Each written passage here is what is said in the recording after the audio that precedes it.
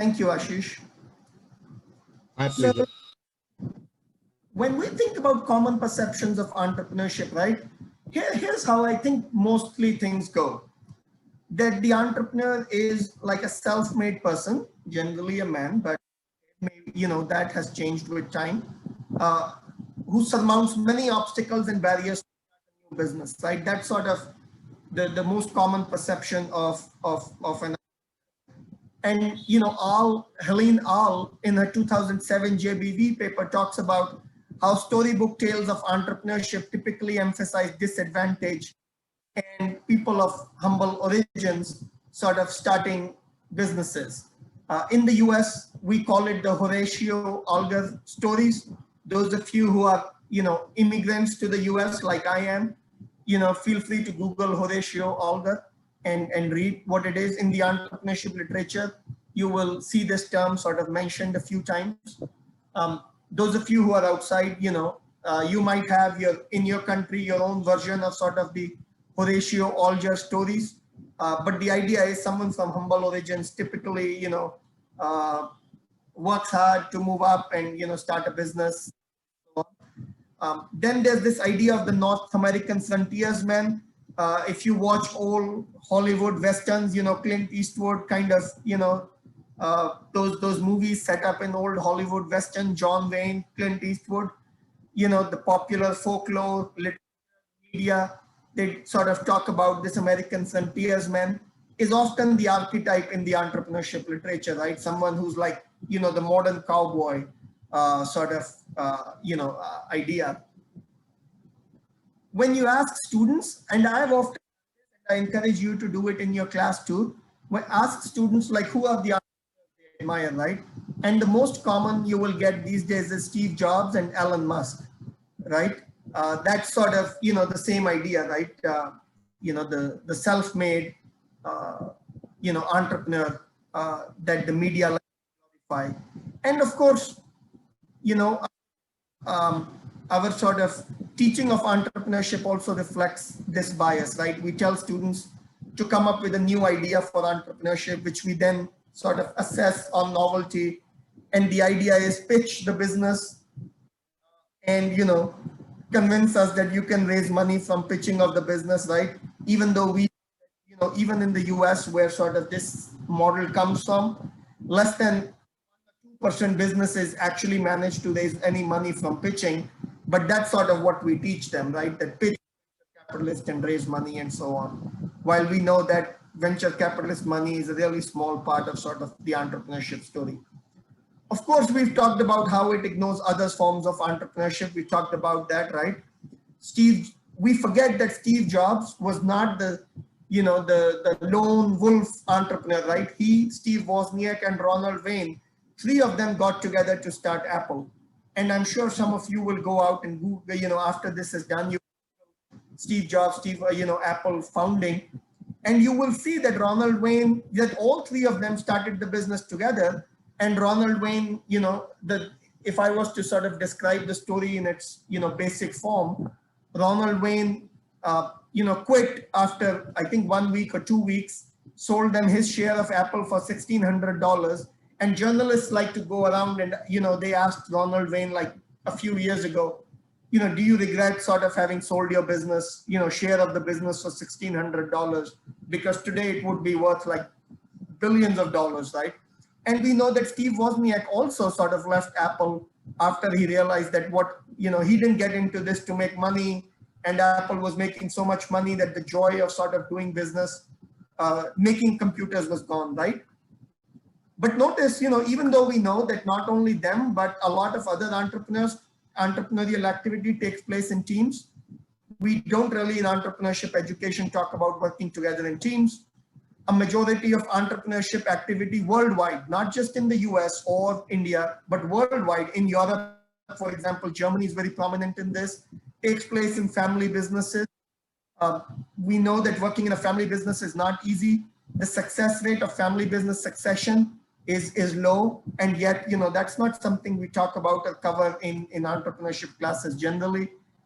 A large part of entrepreneurial activity takes place in the form of franchising, the quintessential, which is which is believed to be an American invention, the whole idea of franchising. McDonald's is one example. Yet few entrepreneurship courses discuss the opportunities and challenges associated with franchising. And many entrepreneurs start by buying an existing business, right? As an employee or as a customer, they buy an existing business. But entrepreneurship through acquisition is largely missing from entrepreneurship courses. And in my recent book that I shared with you guys, the textbook, we discussed these four forms of sort of different paths to entrepreneurship, right?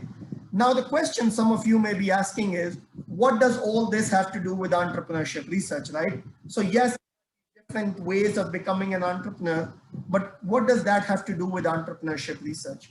How is it relevant for today, our life, right? So that's sort of what I will talk about now. As researchers, we also seem to have a bias towards self-made hero type of research. What do I mean by that? We tell people, come up with an idea for a paper and publish it in a top journal where rejection rates are higher than failure rates in real world entrepreneurship, right?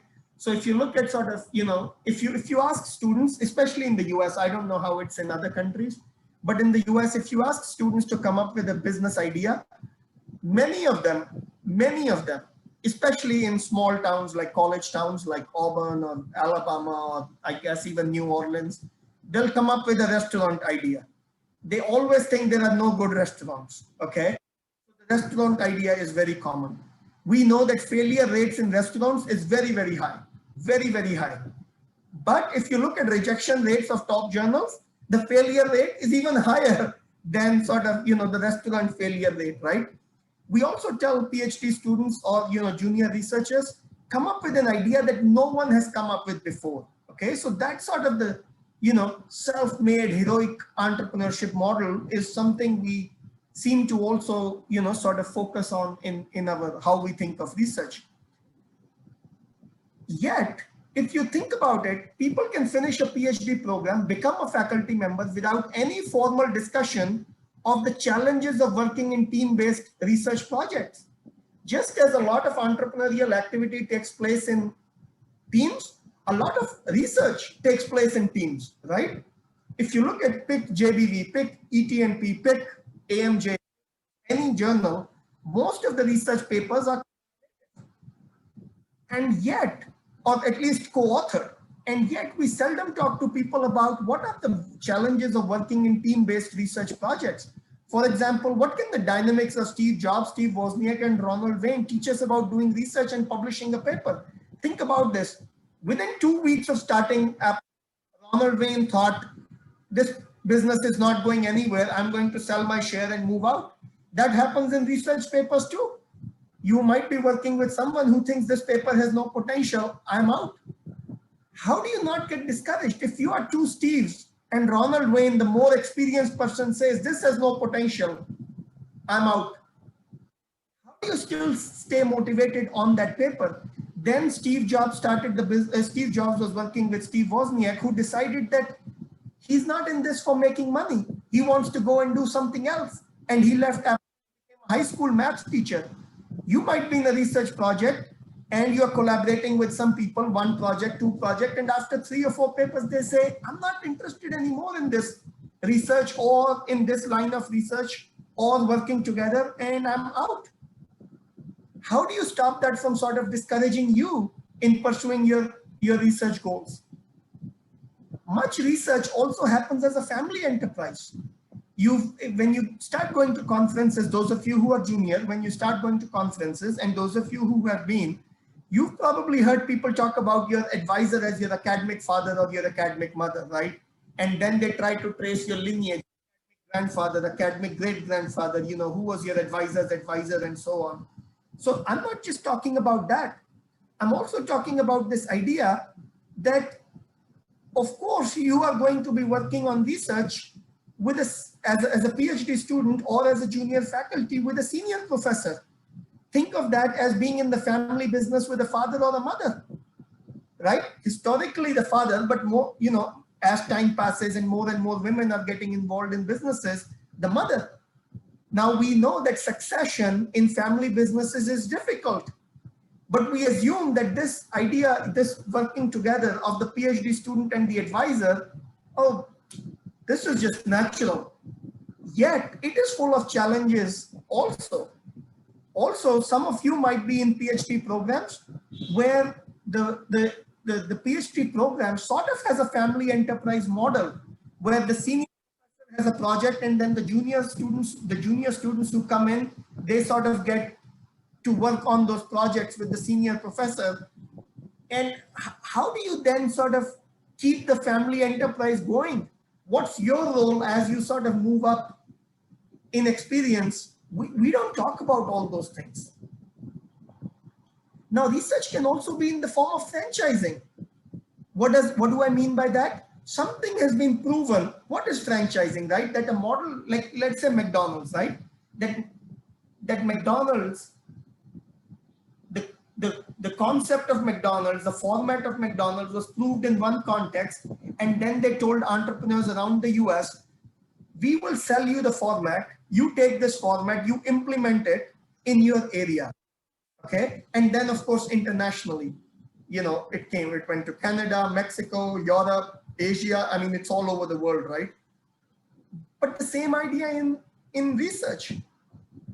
Look at stereotype threat theory. Claude Steele had stereotype threat theory in education. Laura took that idea and implemented it in negotiation in the early 2000s. By the time I started my PhD program in 2002, I noticed that there was this sort of, I was reading about this in education, saw how Laura Cray had extended it to negotiation. And I thought, oh, let's extend it to entrepreneurship, right? Franchising. If it's worked one place, can it work here?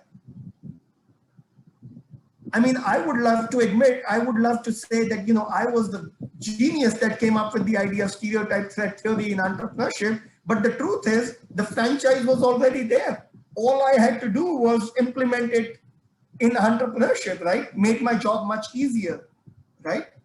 And now others are working on it, sort of extending it. So we don't talk to students or juniors about this idea of research as franchising. It's not about coming up with the next novel, self-made hero idea, big idea. No, just look for a franchise that you can extend to entrepreneurship research or any other place. What about entrepreneurship by acquisition? You know what entrepreneurship by acquisition is, right? Rather than starting my own restaurant, I go and buy an existing restaurant, right? But notice that what that means is that somebody has to be willing to sell that business because they don't think like they can manage it as much. Why? Because they lost motivation, because they moved on, whatever, right? But I think I can manage it better than they can. And you will see at many places, for example, in the US, it says hotel under new management, right? So, like they buy, somebody buys out a hotel and they put a sign saying hotel under new management to tell you that things have changed. So come stay here, we'll give you good service. The same idea, what about entrepreneurship by acquisition as an idea for research? Someone has already identified a research area.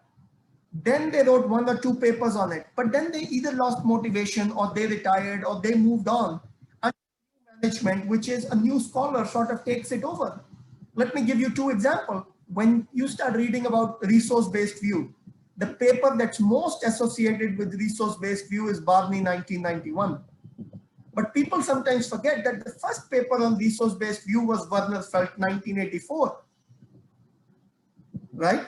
So Barney was not sort of the person to say, to come up with resource-based view. Werner Felt already had. Barney sort of stepped in and said, okay, what can I bring? What can new management bring to this business? And he brought the VRIN system and off it took. Same thing with entrepreneurial orientation. Danny Miller in 1983, without using the phrase entrepreneurial orientation, had developed a scale and had come up with the 3-dimensional model, risk-taking, proactiveness, and innovativeness. And Povin and Slevin came in, and of course, Jeff Povin then took entrepreneurial orientation to new heights, right? So these are all possibilities of doing research other than sort of the self-made hero model, come up with a novel idea that no one has come up before. And once you think about that, I think then research becomes much easier, especially if you're trying to gain a foothold in a new area, in an area like entrepreneurship, where, you know, when you open the journals, it seems like so much has already been done. What can I do to move the conversation forward? And I think thinking about sort of these 5 paths says, oh, there are other ways than coming up with, you know, the idea for Apple, the idea for, you know, Tesla or whatever. So, you know, sometimes my students say, Professor, when you teach, you get so excited, like you forget to sort of translate it into words that, you know, we can, you know, we sort of easily understand. So here's my translation. Okay, the self-made hero model that blazes a trail against all odds. I'm all for it. If you can come up with that, good for you. Nothing wrong with that. Okay, but if not that, what else? Find an advisor. Either as a PhD student, you find a professor, or as a junior faculty, you find a senior person who has a thriving research agenda and their efforts. So think of this as a family business, right? I mean, I see Mike and Ashish on my screen, so I'll just use them as sort of fictitious examples here. Let's say they grow up in a family where there's a family business, and maybe Mike and or Ashish's interest is in doing something sexy like Steve Jobs or Steve, you know, or Elon Musk. But the family business is something mundane, right? Like they run grocery stores. Okay, how can I go into this grocery store business, learn the nuances of doing business, and once I know that, then I can start my, you know, dream business. Family business. There is no harm. There is no sort of, you know, no shame, no embarrassment in being the second, third, or nth generation of a family business. If you can figure out how to take it forward, there's no shame. What's the shame? Nothing. Like if my family had a 10th generation business, so the oldest family business was from the 500 ADs, a small hotel business in Japan, 46th generation of that business. What's the shame in that? It's to be proud, right? Like this business has existed in your family for 46 generations. Good. How do you take it forward? That's the key, right? Franchising. Find a successful franchise that you can bring to entrepreneurship research. Just like with franchising, you want a franchise that has had some success already. Like stereotype threat theory was back when I got into it. It has had some success already, but it hasn't reached maturity. Because if it has reached maturity, then it's more difficult to bring the franchise to your business, right? So they say today, you know, if you start a Subway, you know, it's a successful model, but it has reached its maturity, right? But if you can find a business that has been proven, but hasn't reached maturity, then you have growth, right? So the same idea in entrepreneurship research. Or acquisition. Find a research stream, or even a small one, that has had some success, but the people behind it have sort of moved on. For whatever reason, they retired, they lost interest. Like Danny Miller, right? He said, if you read his 2011 paper, he said, after I wrote the 1983 paper, I sort of moved on from entrepreneurship, the idea of entrepreneurial orientation as these 3 dimensions. He said, I moved on. And by the time I came back, I saw, oh my God, this field has sort of taken off, right? Because Jeff Cohen had stepped in and sort of made it his own. And I think there's nothing wrong in entrepreneurship as sort of this acquisition model. So other thoughts, okay? So that sort of was my, you know, different ways of doing entrepreneurship research, okay? And I think all those make for a viable career. That's why I gave you some examples, right? To show that people have made viable careers. Now, of course, when you run those business, when, you know, whether you're a family business or a franchise, or, acquisition, that doesn't mean you don't have to think about how to create value, as we in entrepreneurship research like to say, right? You still need to think about how to create value, right? Like, the famous example is, in the Subway, the guy who came up with the idea of the franchise, who came up with the idea of the $5 Subway sandwich in the US, right? And that hit idea when he came up with that. So you still have to figure out how to create value, but that means there are different paths to doing that. Okay. Even if you want to follow the self-made hero model, some people find that self-made hero model sort of so appealing that no matter what I say, you still want to follow that model. Okay. That's okay if you want to follow that model. Keep two things in mind. No one succeeds by themselves. Okay. Even Steve Jobs needed the homebrew computer club to test out his ideas, network with other strugglers, and have the company of those other strugglers. Find people who can be your homebrew computer club. Find people who you can sort of test out your ideas with in informal. Jobs also benefited from the mentoring of his seniors, or more sort of people who had more experience than him, including the person who became his first sort of customer.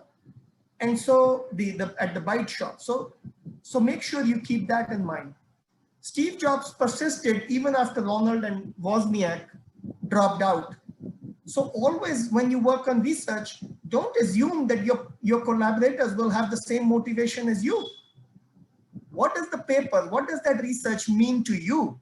I find that so many people get stuck in sort of, my collaborator is doing this or not doing this. I mean, if Steve Jobs looked at Ronald Wayne and Steve Wozniak to make up his mind, he would have left Apple a long time ago. Yet, everyone will tell you that until the week before he died, he was like working with his engineers on new projects and new products to come up with, even though he knew he wasn't going to be around to see them. So think about, that motivation.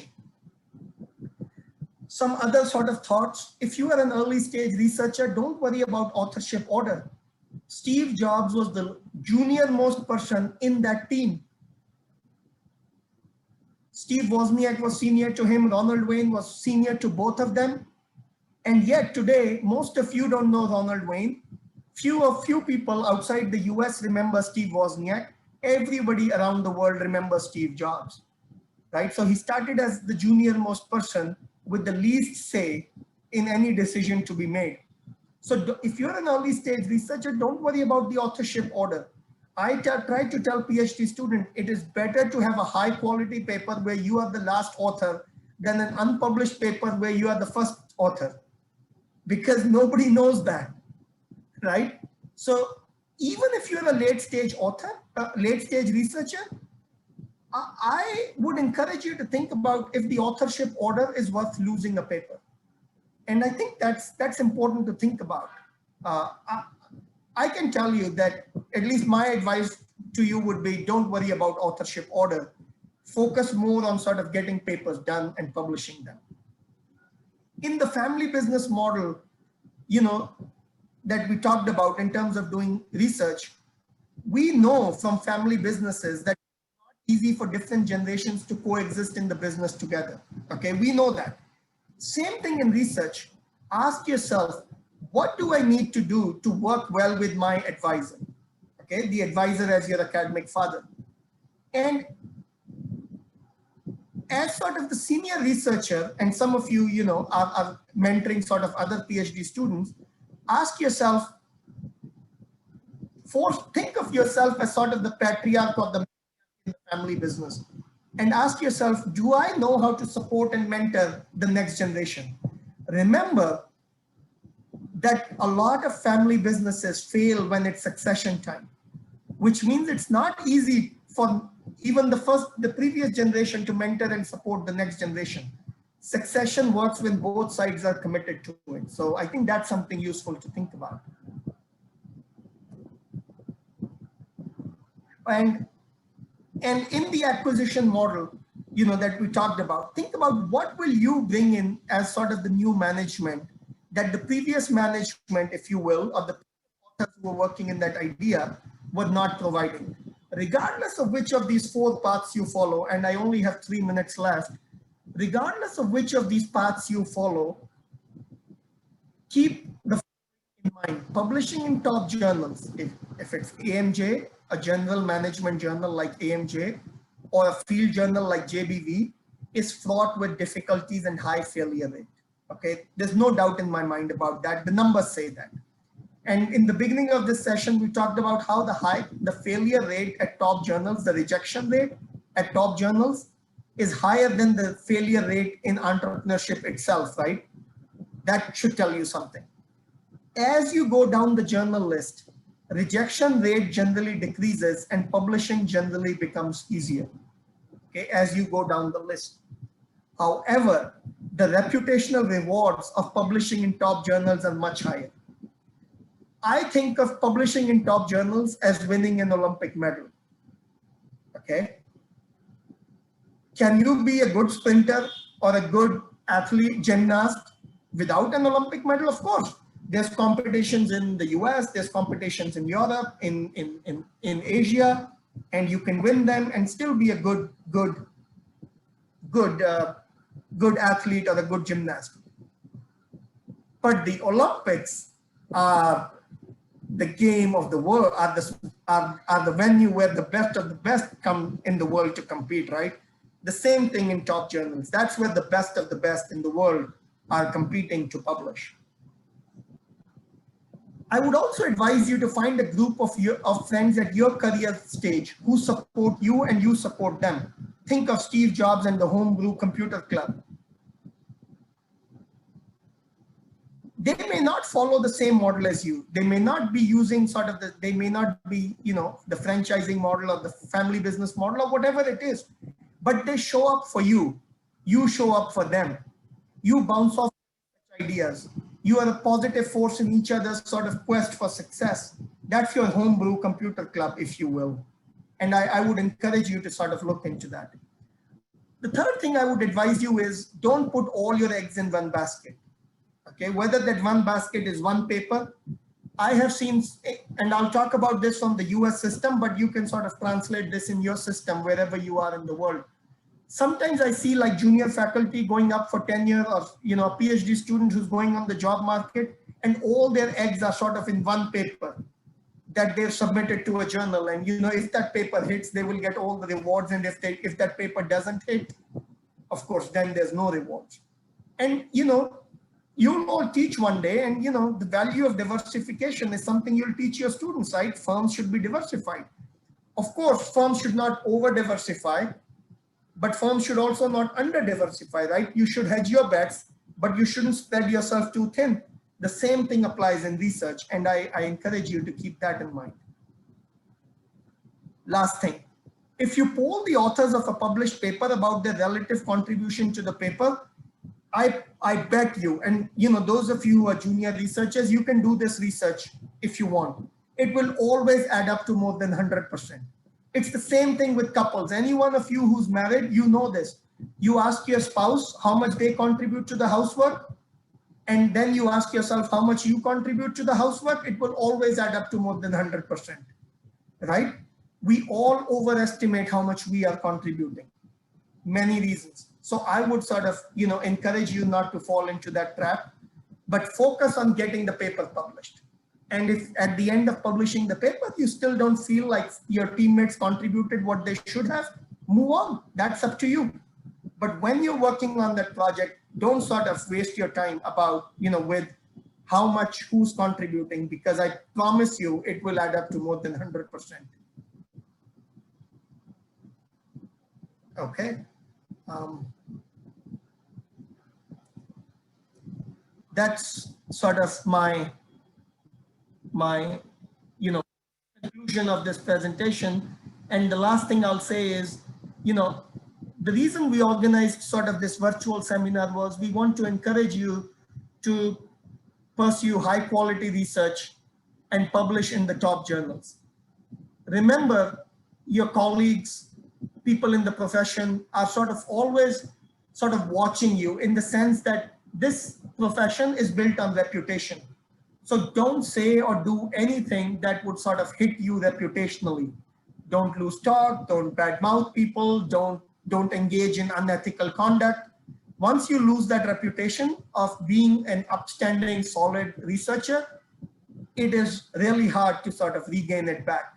So, that's sort of my last thing to you. Now we have past time, so I'm going to stop here and I'm going to see if our guest, Dr. Mark Gruber, is here. I know some of you may have questions, but after Dr. Gruber's talk and his the Q&A with him, I will hang around and you can ask any questions you have of me. But I'll look to see if our guest is here. Yes, I'm here, Vishal. Good to see you. Hi, Mark. I hope we didn't keep you waiting for very long. No worries. What was very interesting to listen to you. Thank you. It means a lot coming from you. So thank you, Mark. Now, in terms of going forward, I'm going to introduce you, and then I guess I already made you co-host, so you should be able to share the screen. Is that good? That's perfect. Thank you.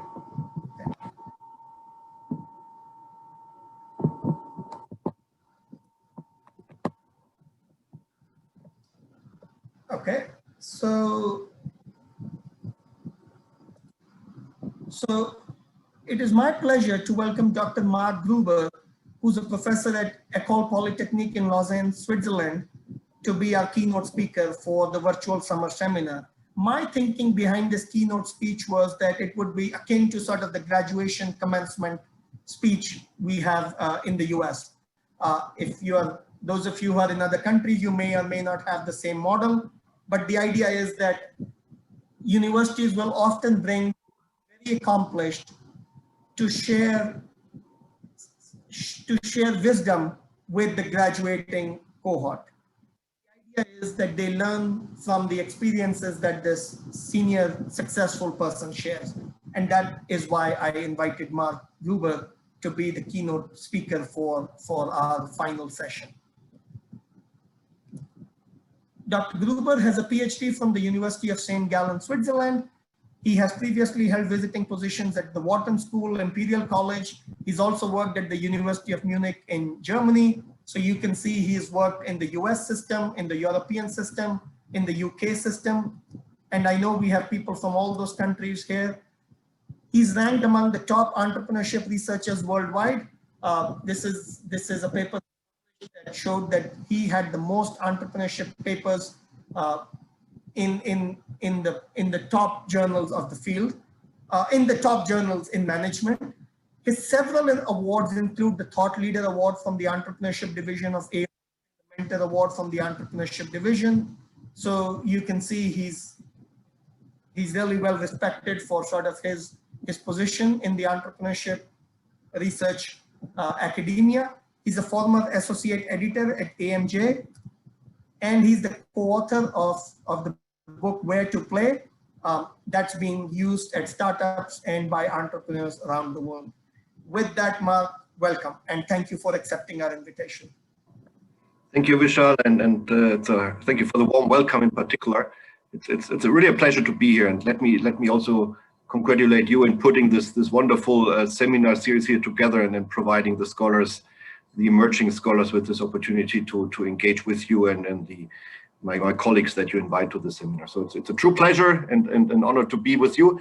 What I want to do is to share some insights that I got about working as a researcher, and maybe working is almost the wrong word, because if you're a true researcher, it doesn't feel like work. It feels like you're pursuing your interest, your curiosity, your passion, and that's a strong driving force for what you're doing. And I think it takes some time to really uncover within yourself if you are this type of person who loves to do research, and give yourself some time to do this. Try it, and maybe that's my most important bottom line for the day. It's ultimately you need to look in the mirror and try to understand which type of focus you want to put in your career as an academic. And Vishal mentioned that nicely in his closing slide. It's when you publish in these A journals, A+ journals, it's one type of activity that is of course extremely rewarding. If you look at the whole field of the management and entrepreneurship academic profession, we need to have all kinds of professors who are really good in what they do. We need some excellent researchers. We need people who actually translate the research insights into something that practitioners are able to use. You know, I will comment on that later on when I talk about impact. We need people who are able to talk to the press and translate what we have as researchers for those purposes to the greater public. And all of these activities are not trivial. And I'm not even talking about, you know, executive education to bachelor and master students. You know, there are very different paths you can choose. Oftentimes, the research path is something that gives you an entry ticket to many of the other activities. You know, so many of the schools around, but not all of them, emphasize a lot the research trajectory. And within the research trajectory, obviously, you know, and Vishal, you put that very nicely. You know, of course, there's a ranking of the journals. There's you know, some reward system implicit, or some schools even have an explicit reward system, a monetary reward system for publications in these best journals. That matters. So from that perspective, I think ultimately it has to start with you and looking in the mirror. Those of you who know my work know that I do a lot of work on identity, the identity of individuals, becoming entrepreneurs, and there it's also about a discovery process. Who are you actually? You know, and I think the seminar that you're having here allows you to contrast your own perceptions, your own views of yourself, maybe with other perceptions, and what the other speakers and what Vishal have been pointing out. You know, so from that perspective, I think there's a learning beyond actually the actual seminar, which is positioning you and trying to help you to get a better understanding what type of academic you want to be and can be. So I've prepared a few slides, and these slides are not exhaustive at all. Yeah, I've prepared maybe for 20-25 minutes of reflection. And it's truly more of a reflection than a slide set that would be exhaustive, where I wanted to think back about on what mattered a lot in my career and key advice that I received at an early stage. I have to say, what I owe, you know, my publication record in that sense, the successes I had, I owe to a lot of great collaborations, to a lot of learning opportunities, to put it this way.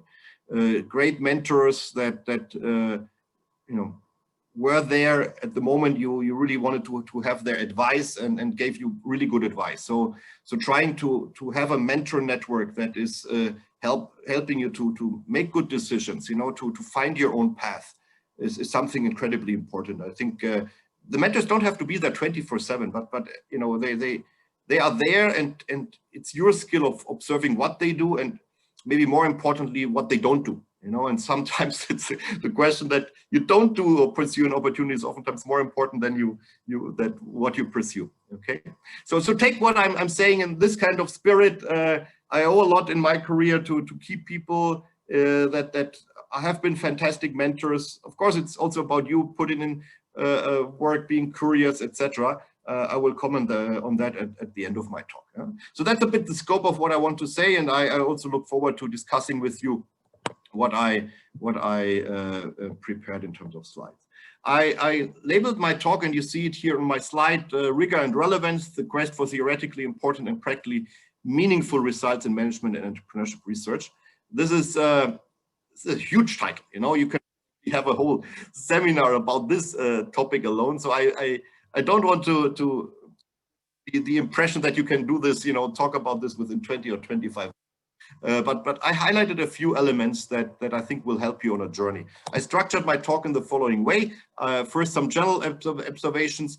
Then I want to become a bit more concrete and say, hey, this is actually how, you know, give you one example, which is my own example about publishing, trying to you know, understand the body of knowledge that is out there and then translate this into a tool that has impact for practitioners, and then some general takeaways that I hope you will jumpstart our discussion in the second half of this hour. Let me start with something that I want to show with this photograph here. You know, these 6 smart people here, and I had a great mentor.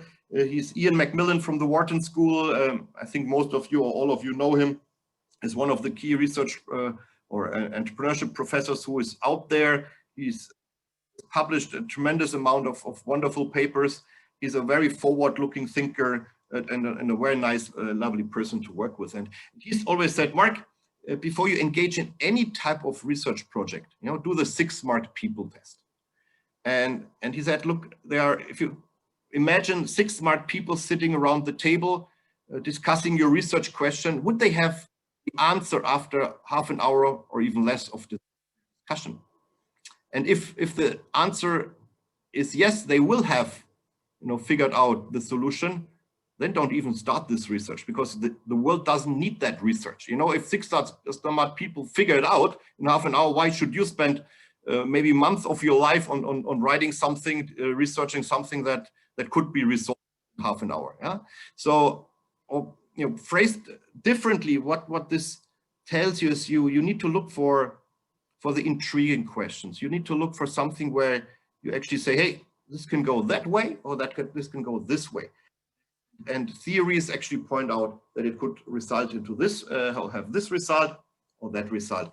And that will create an interesting hook for your study, for your research, because then you're interested yourself here to figure out, well, what's actually the result that I will obtain after doing this research.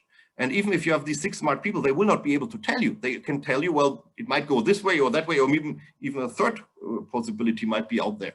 But that's what research is about: to figure out the new, to be having estimates, guesses about what could be the outcome. We are all in the profession of innovation in that sense. We try to figure out the new. And we cannot know everything in advance. So try to look for good research questions that are intriguing. What this links to is what Vishal has said a few minutes ago, with this idea of having a portfolio of options. We talk about this in all of entrepreneurship or innovation research, that good companies don't only put the eggs in one basket, but actually look at multiple real options, innovation projects, and some of them are stellar successes, but many of them won't succeed. And if you're want to do good research, of course there are results, there are papers that will not work out how you imagined them to work out. So having a portfolio helps you to hedge your bets in that sense. But ex ante, you want to pick good research projects. And of course this is not easy to do. That comes also with experience. But keep in mind somehow this idea of saying, hey, not all research opportunities are created equal, and try to focus on those that are more promising, that are demanding more of an intellectual effort, and keep you pushing yourself. Yeah? The second element that I want to highlight is the logic that, and I'm oftentimes a quantitative researcher, as much almost as a qualitative researcher, but I can want to highlight what it means to have an impact, a theoretical contribution, and then have an impact with this small graph here. And that helped me actually to think a lot about writing papers as well as conceptualizing papers. If you think about any type of empirical study that you want to do, think about do a survey, you collect the data. What a good paper and what a good research project is about is to figuring out a good scientific base, the status quo of research, to understand basically, your hypothesis as mechanisms, as means in which you build new theory. That's the delta of knowledge that you want to create. And then you arrive at a new state of knowledge, a new, theoretical insight and advancement of what we knew previously. And if you think about a paper like this journey from the current state of knowledge that is exemplified and or explained in the first few pages of your study, and then you have your hypothesis. This is really the delta, the increment of knowledge that you want to create. And in order to make it impactful and trustworthy, of course, the testing and the methodological rigor matters a lot. If your methods are flawed, or you have a bias in your data, of course, the delta that you want to achieve, is very limited, because it's almost zero, because you cannot trust the results. So if you think about this as, not only as a paper structure that you see here, but also as a research process, information implication, what you want to make sure is that you have a good, solid status quo of research, the theoretical base that you build on. You want to have meaningful hypotheses that you create. You want to have a solid empirical approach, and you want to then be good in explaining actually how you contribute this delta in knowledge creation. Okay, and you know, it doesn't get more than this. You know, this is basically the template for a paper. You know, and a solid paper, a good paper that makes a bigger jump ahead, actually then has hypotheses that are maybe turning the existing understanding upside down, put important boundary conditions to it, etc. I will comment on this in a few minutes. Yeah? But take this as a template with you. You know, so in a credible study, in that sense, has rigor in its study design and its analysis, and it's also persuasive in its argument and framing of issues. You know, so in that sense, each paper that you want to do, you can think about, if it's a qualitative paper, think about it like this. In a qualitative example, it would be a slightly different. We can talk about this if you want in Q&A. So these are some more general observations. Another more general observation is that with any paper, when you come to the hypothesis, and I'm talking again about the quantitative papers here, you can say, okay, we have different sets of results in our empirical analysis, and of course you have your theory-driven hypothesis. They should be the more radical advances, hopefully, you know. But then you have other results that actually confirm existing research, and then you have results that actually provide maybe some incremental advance. You know, so you can think about your papers, if it's a quantitative paper, in terms of having ideally these three types of results. The first one, the confirm existing research, that actually is important too. Why? Because then anyone who reads the paper actually says, well, this study is trustworthy because we can confirm at least partly what we already know, and then we extend, you know, in an incremental way, but we also extend in a more radical way.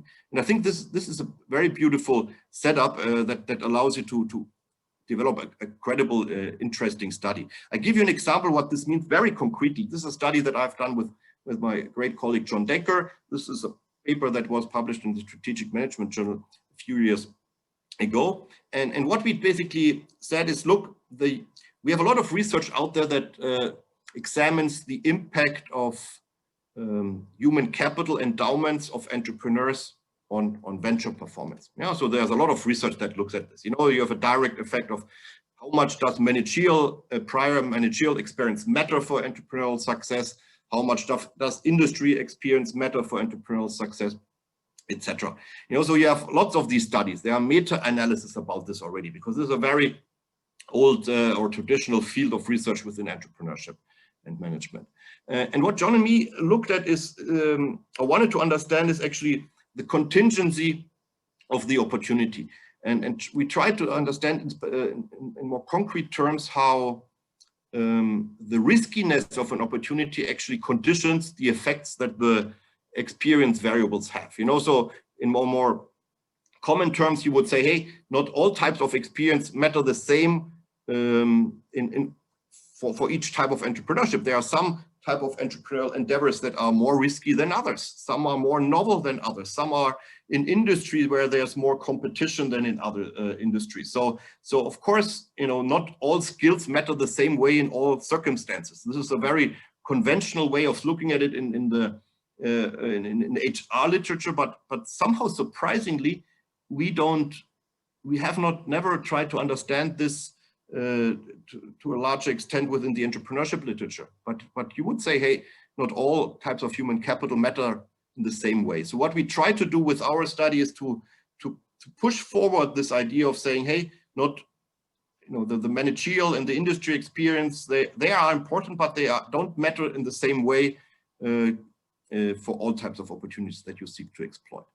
So what we did, and my previous point was about trying to understand the results that confirm existing research, the results that might incrementally push the needle, and some that are then more radically novel. What we see here is an exemplar of what I mean there. You know, if you look at the control variables here at the bottom, you know, you would have variables like unemployment duration, years of education, and others that have a significant effect.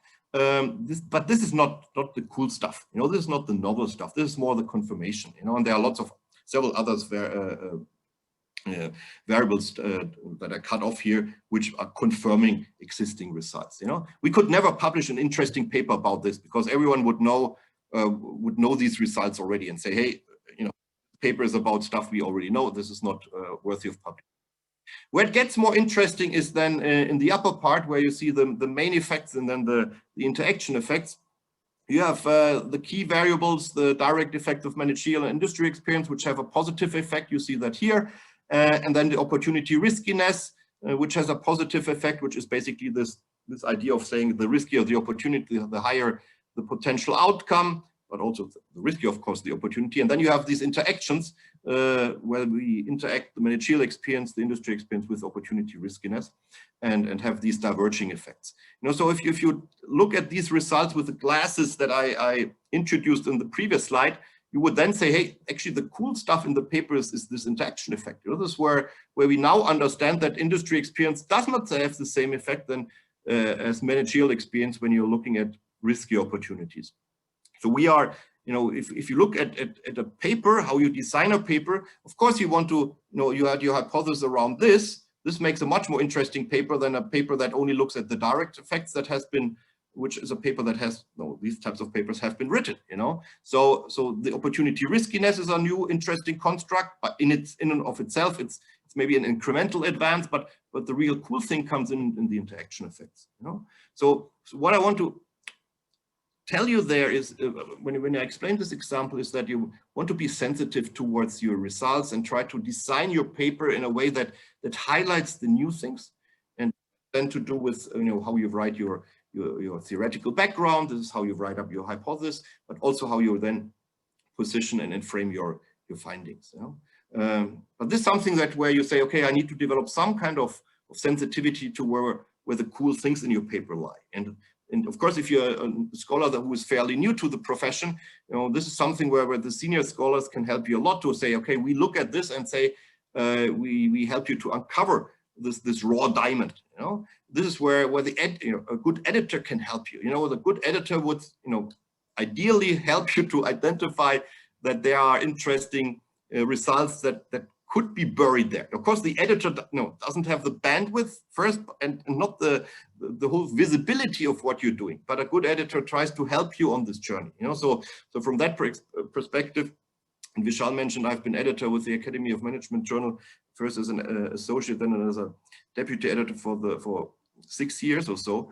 As an editor, my task was always in that sense to be the friend of the authors, to help the authors on their journey to uncover these gems in their data, or in their, in their paper. I don't want to say data as such, because but more in what they could achieve with their study. Okay, so from that perspective, when you look at your results, it takes, try to figure out what's the novel element, but also rely maybe on the feedback of others, what they would view as being the novel element, and push to the fore. This brings me then, to this idea of a theoretical contribution. And I'm pretty sure you talked about this throughout the seminar already multiple times. So this is more of a summary that helps you to understand what this theoretical advance means. It's in a way that this delta that I've been explaining before. It's the first empirical testing of a theory. That's the theory I've developed with this paper that I briefly outlined 2 minutes ago with John. That paper, that's the first testing of that theory, that there's a contingency value of the experience that the entrepreneur brings to the table. But it could be a falsification of a conventional understanding. It could be theory building through inductive or qualitative research. It could be a meta-analysis with theoretical implications, or even a constructive application that clarifies the boundaries or range of theory. We see all of those happening or being existing out there. So from that perspective, what I explained is only the first bullet point. There are other ways to make a theoretical contribution that are listed here.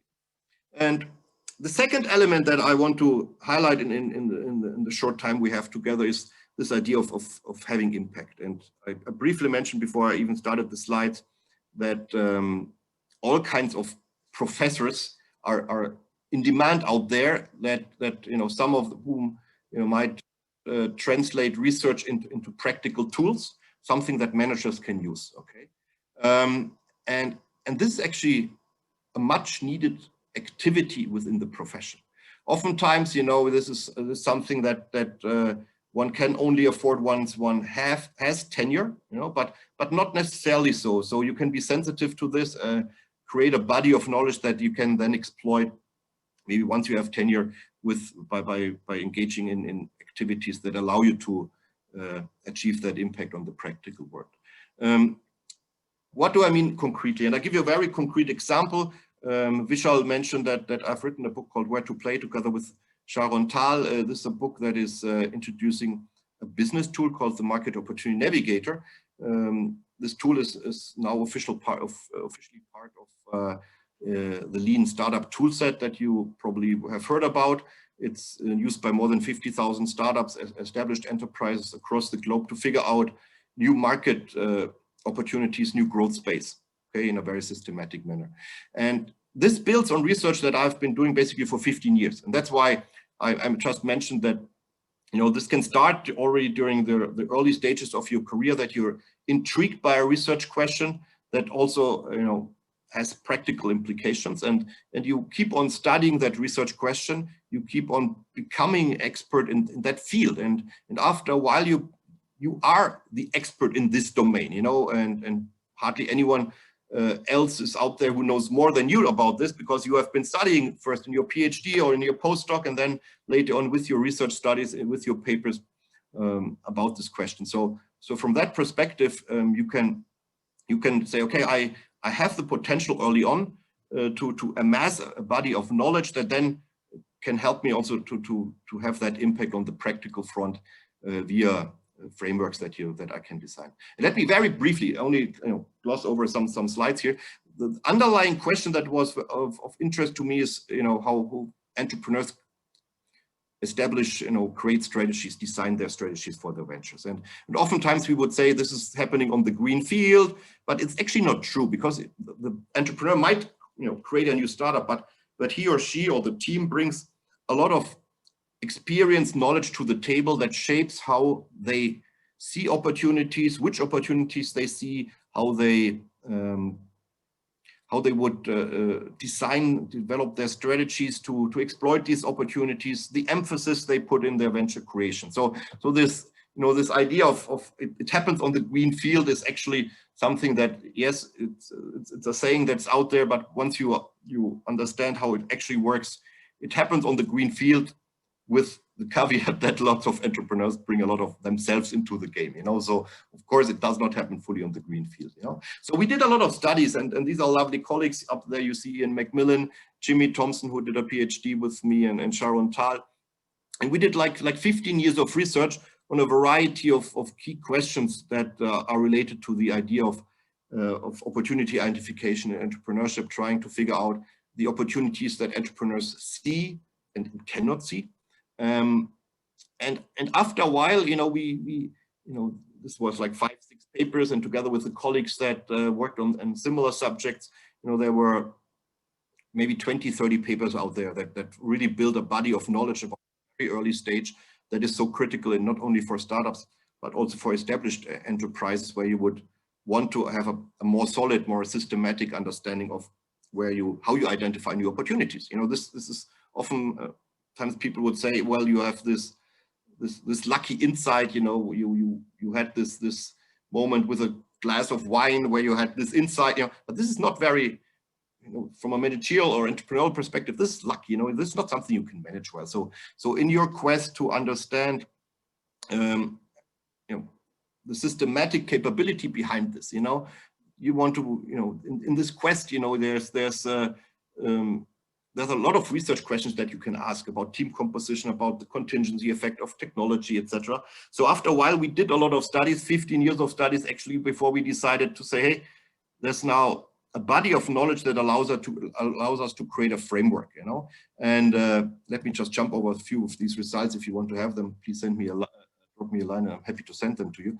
What we actually then wrote about and designed is a tool, a business tool, fully focused on practitioners. The impact here is in the practical world. Of course, researchers take it in their teaching, but that's also impact on students. This is about educating the students, which is called the Market Opportunity Navigator. You see this here. It's about identifying opportunities, about trying to understand which are more attractive, and then about focusing. And behind that are worksheets that are actually derived from our study, from our series of studies. So ultimately what we developed is a tool that is completely anchored in research, that was designed in collaboration with practitioners, so that we have a tool that is simple but not simplistic.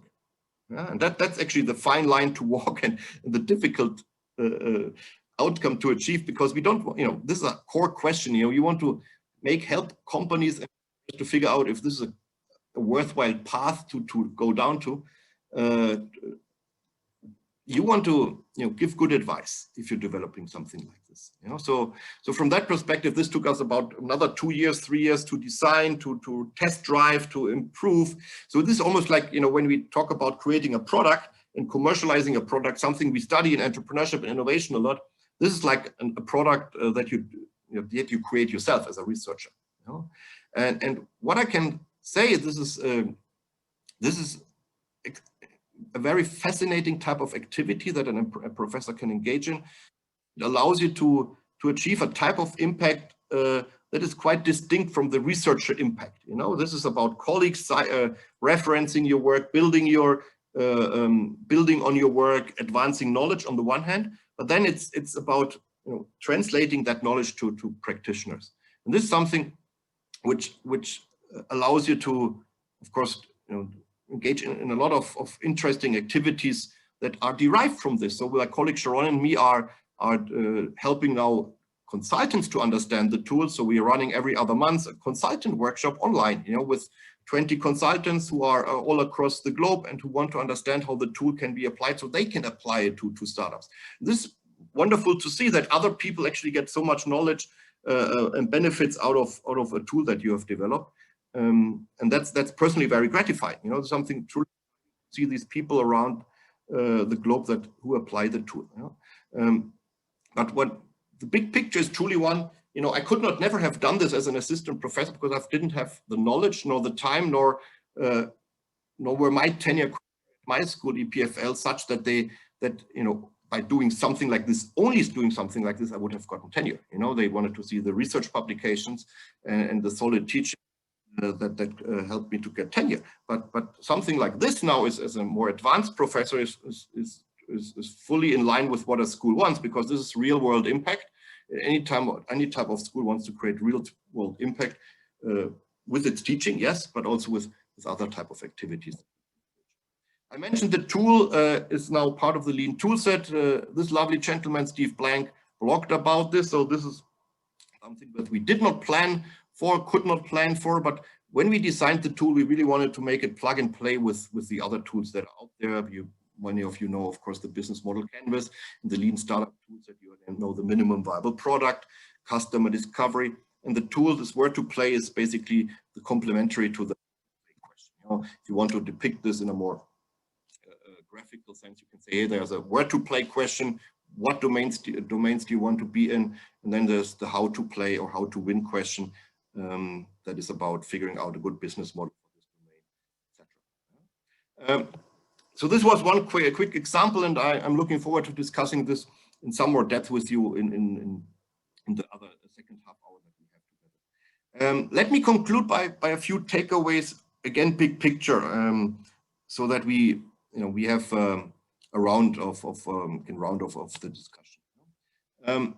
What I think is quite helpful to understand is that there are no quick wins. There are no quick wins if you want to publish in research, your research in these A+ journals or A journals.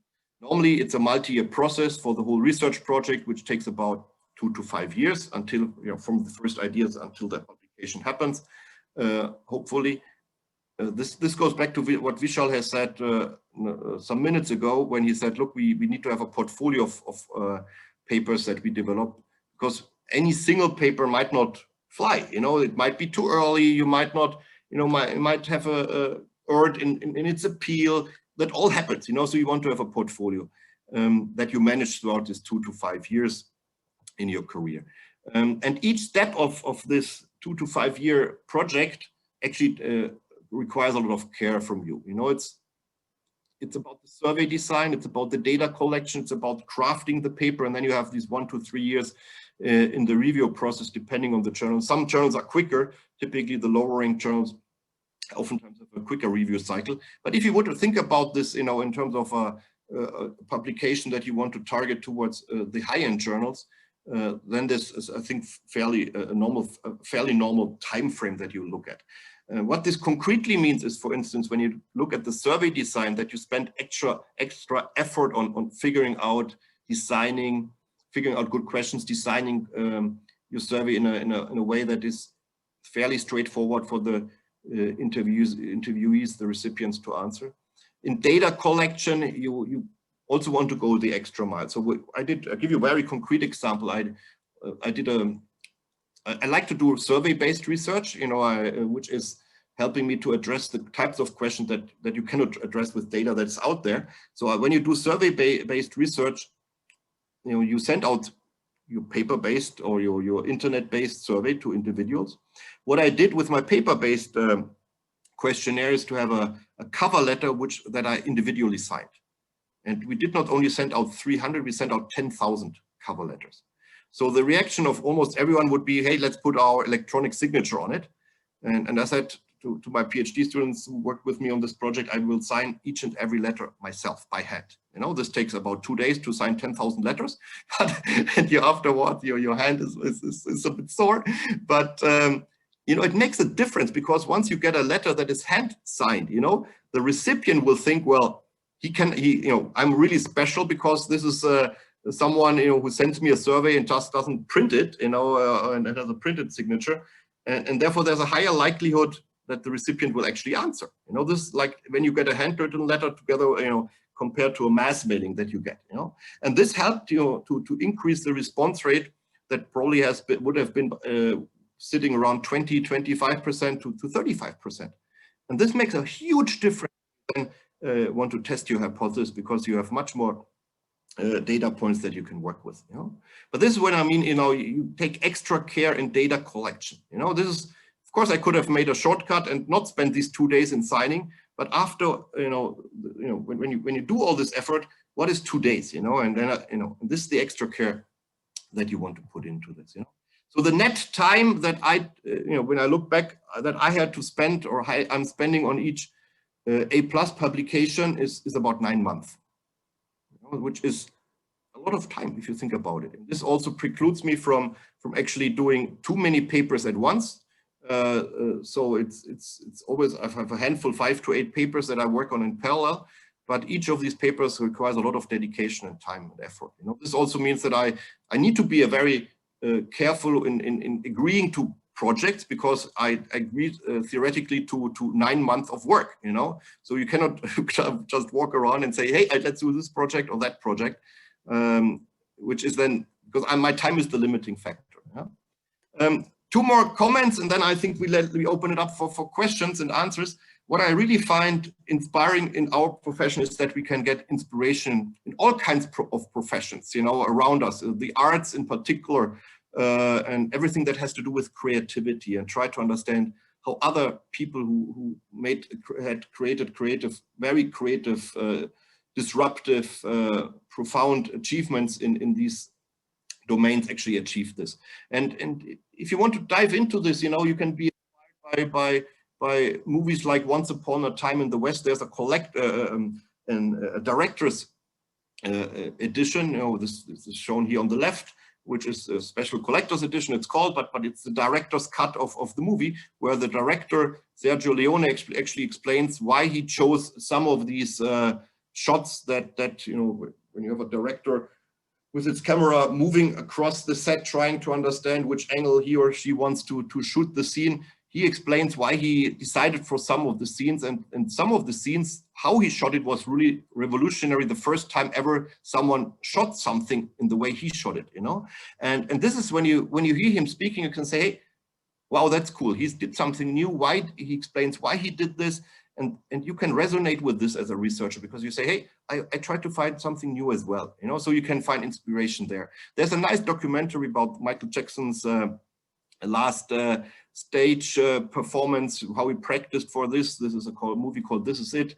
And what you can learn from that is how he prepared very diligently, with much focus, each part, and he was the expert in, you know, not only the music but also in the dancing, how he choreographed, did the choreography for his whole performance, and this dedication, the ambition, the passion that goes into this, how he instructs everyone else, that can be really inspiring. And then you have a very recent example from the last 2 weeks on the right side. This is Damien Hirst, who did something I think extremely creative. He created 10 artworks, these dots that you see here on the right, everyone unique, and he is extremely creative in how he wants to sell them now. You can bid for, you know, apply for them.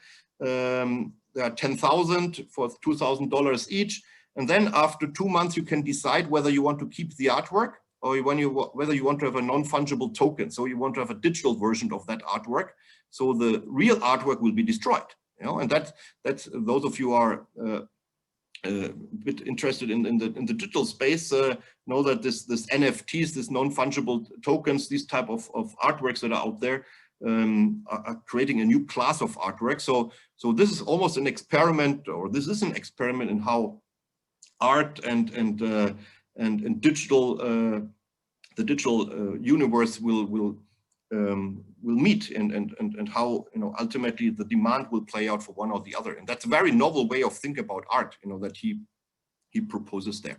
And this can be very inspiring to understand, you know, how these artists in other domains do it. Finally, 2 more views. You should have fun in all of what you're doing there. You know, this is a magnificent profession.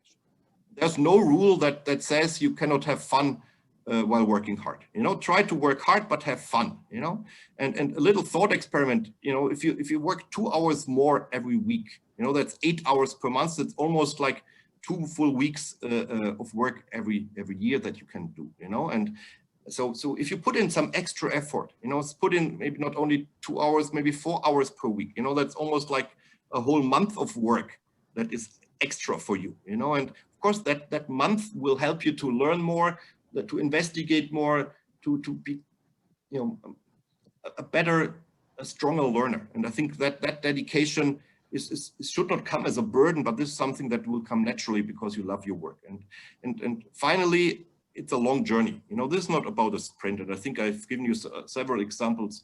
You know, the impact piece that took me like 10, 15 years to realize. The papers that take 9 months on average net work, you know, etc. So take this as a marathon and not a sprint. With that, I want to conclude this first part of giving you some reflections about my own professional journey, some elements that I found helpful. Of course, I'm happy to share with you all the papers that I've mentioned. Just drop me a line and I will do so. And I'll stop the sharing and turn back to Vishal and questions that we have. Thank you, Mark. As you can imagine, I have a lot of questions, but I am going to hold off my questions and privilege the students' questions. So the participants' questions first. So I think we'll start with Mike Blackwell. Great, thank you, Dr. Gupta, and thank you, Dr. Gruber, as well. So Dr. Gruber, as Dr. Gupta was mentioning earlier, as entrepreneurship scholars, we're much like entrepreneurs, and that we have to come up with ideas, diversify, move forward, often in teams, those sorts of things. I was curious about your market opportunity navigator. It seems like it could almost be used to be able, as an entrepreneurship scholar as well, to vet ideas too. And I was wondering, what ideas do you think, like for young scholars who might use, that you might suggest would put you in that quadrant that is the gold mine, which is the location that there's definitely effort that's there, however, has a high chance of good success?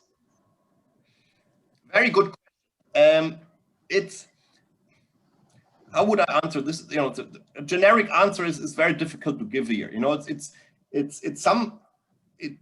quality of these projects, you know, are such that you would have, you know, in the market opportunity navigator sense, high potential and low risk, you know. So what is the quality of these kinds of projects within the research profession? I would, if you ask me that way, I would say these are projects where you say I maybe master already the research methodology, so I don't take any risk there, you know. So I know what a good survey study is, so I don't make a beginner's mistake, you know, something like this, you know. So you master basically the methodological element. You probably have a good understanding of the literature in this domain, you know. If you are a very junior scholar, you can say maybe I have co-authors and mentors who help me on those two dimensions. And then the true potential kicks in when you have a very interesting, fascinating topic to study that has not been studied, you know, which is when you look at my second or third slide, which is this delta that comes in. And I think there, what I found from my own research quite interesting is to look in, to be inspired what practitioners do, to try to understand phenomena, but you know, and these phenomena are changing. Technology is changing, you know, many of the phenomena that we see in entrepreneurship, how people collaborate, what trust means, you know, think about blockchain, etc., which enables new types of entrepreneurship that we are just beginning to understand. So when you think about these types of phenomena that are emerging, that are changing, they ask, you know, they pose interesting questions to researchers in the sense that we need to understand the phenomenon, but we also have to advance probably many of the theories about collaboration in that concrete case that I mentioned, about, you know, how you create firms, that we need to address also from a theoretical level. So you can be inspired by the phenomenon that is changing out there. Keep in mind that you can write a paper about the phenomenon, which could be also already highly cited, but push it beyond that and say, okay, how does this change our more profound understanding, our theoretical understanding of what we know? You know? So I think I cannot be more concrete than this, because it's a very, we need to have multiple research projects that we then compare, etc., to figure out really what is a goldmine or not. But I hope this was nonetheless helpful. Who else? Thank you, Mark. Mark, do you want to go next? I can go. This is Swapan. Hello. Oh, hi. You know, Professor Gruber, I have a question regarding as a practitioner, because, you know, I'm a practitioner transitioning to academics. So when I used to work at GE, one of my responsibility was to identify, you know, software products which we would like to fund from GE. So we used to, you know, use a lot of value engineering tools. Also used to use Jeffrey Moore's, you know, crossing the chasm, that paradigm, like say, where are the products and whether we should do something for a particular product or not based on their product life cycle. So your book, Where to Play, whether some of these principles could be applied in the corporate, you know, innovation projects. Absolutely. You know, when you, initially I did the research in the realm of startups. Because in a startup setting, you have much less quote unquote noise when you want to perform a study. You have a few founders who talk with each other. You have a quite well-defined technology, oftentimes resources that you can capture with a survey, with your interviews. So it's much less complex than a large company setting, especially when it comes to the stage ideation processes. So I did most of my research in the startup setting, but that allowed me then to come up with insights that are, you know, yes, they are relevant to the startups, but beyond that, help also established corporations, companies to understand better their processes, which are oftentimes dispersed across the organization. But once we have the startup understanding, you have that in a very clean and clear format, that understanding, and then you can make the generalization to the established companies. And nowadays the tool is as much used by the startups as much as it is used by the established corporations. And therefore it's about project selections. It's about when you know that McKinsey 3 horizon, the firm growth model, it's about understanding the third horizon, which type of projects are available to the company beyond the, oftentimes the industry boundaries that would constrain the growth space for them. Thank you. Thank you.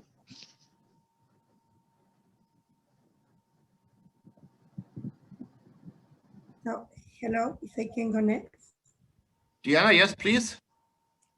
Yeah, hello. First, I would like to thank you, everybody, especially Professor Gupta, Swati, Jasmine, and of course you, Professor Weber, for this time. So my question is related to your presentation about the steps, the practical implications. So how do you keep that focus when you are just starting the profession? I am a PhD student, so and I will keep that as part of my journey as a researcher. But you say you have to do that until you finally got tenure. So for me, it's in many, many years from now. So how do you keep that focus? How do you are able to balance both things? Thank you. Excellent question. And I think, you know what, when I look back, when I started this research trajectory, I didn't have the idea to create that tool. That came over time that I said, okay, there's more and more startups, established companies that want to understand how this works. They approached me, they found my papers. Sometimes, sometimes practitioners read scientific papers too. So they reached out, and after a while, Sharon and me said, look, let's sit down and write this book. We have now enough knowledge, that is scientifically that is solid from a scientific perspective, and do this. What I want to say is ultimately, I want to make you think about is to say, okay, maybe after a certain time, it doesn't have to be this 10 years or 12 years, 15 years. There's enough knowledge out there that I can set aside some time to develop a tool, do something for the practitioners, because there are way too few individuals in the academy that are doing this. Second, there are other ways of creating impact that we did not have time to discuss today. Of course, you can have individual results that are already impactful. For that sake, you can do seminars about these individual results, Zoom sessions. You can tweet about them. There might be the media that picks them up. There could be policy implications that are meaningful. So it doesn't have to be like a 10-year time horizon. The third element is one that's more of a contingency factor for each one of you. It's like, what is the institution that I'm working at or will work at? What is this institution requiring in terms of my publications, my teaching, and my outreach? And the impact is the outreach factor. And some institutions would only want the research and the education, and some would want to have all three. Some might emphasize education and outreach and have not so much emphasis on the research side. It really depends on these contingency factors as well.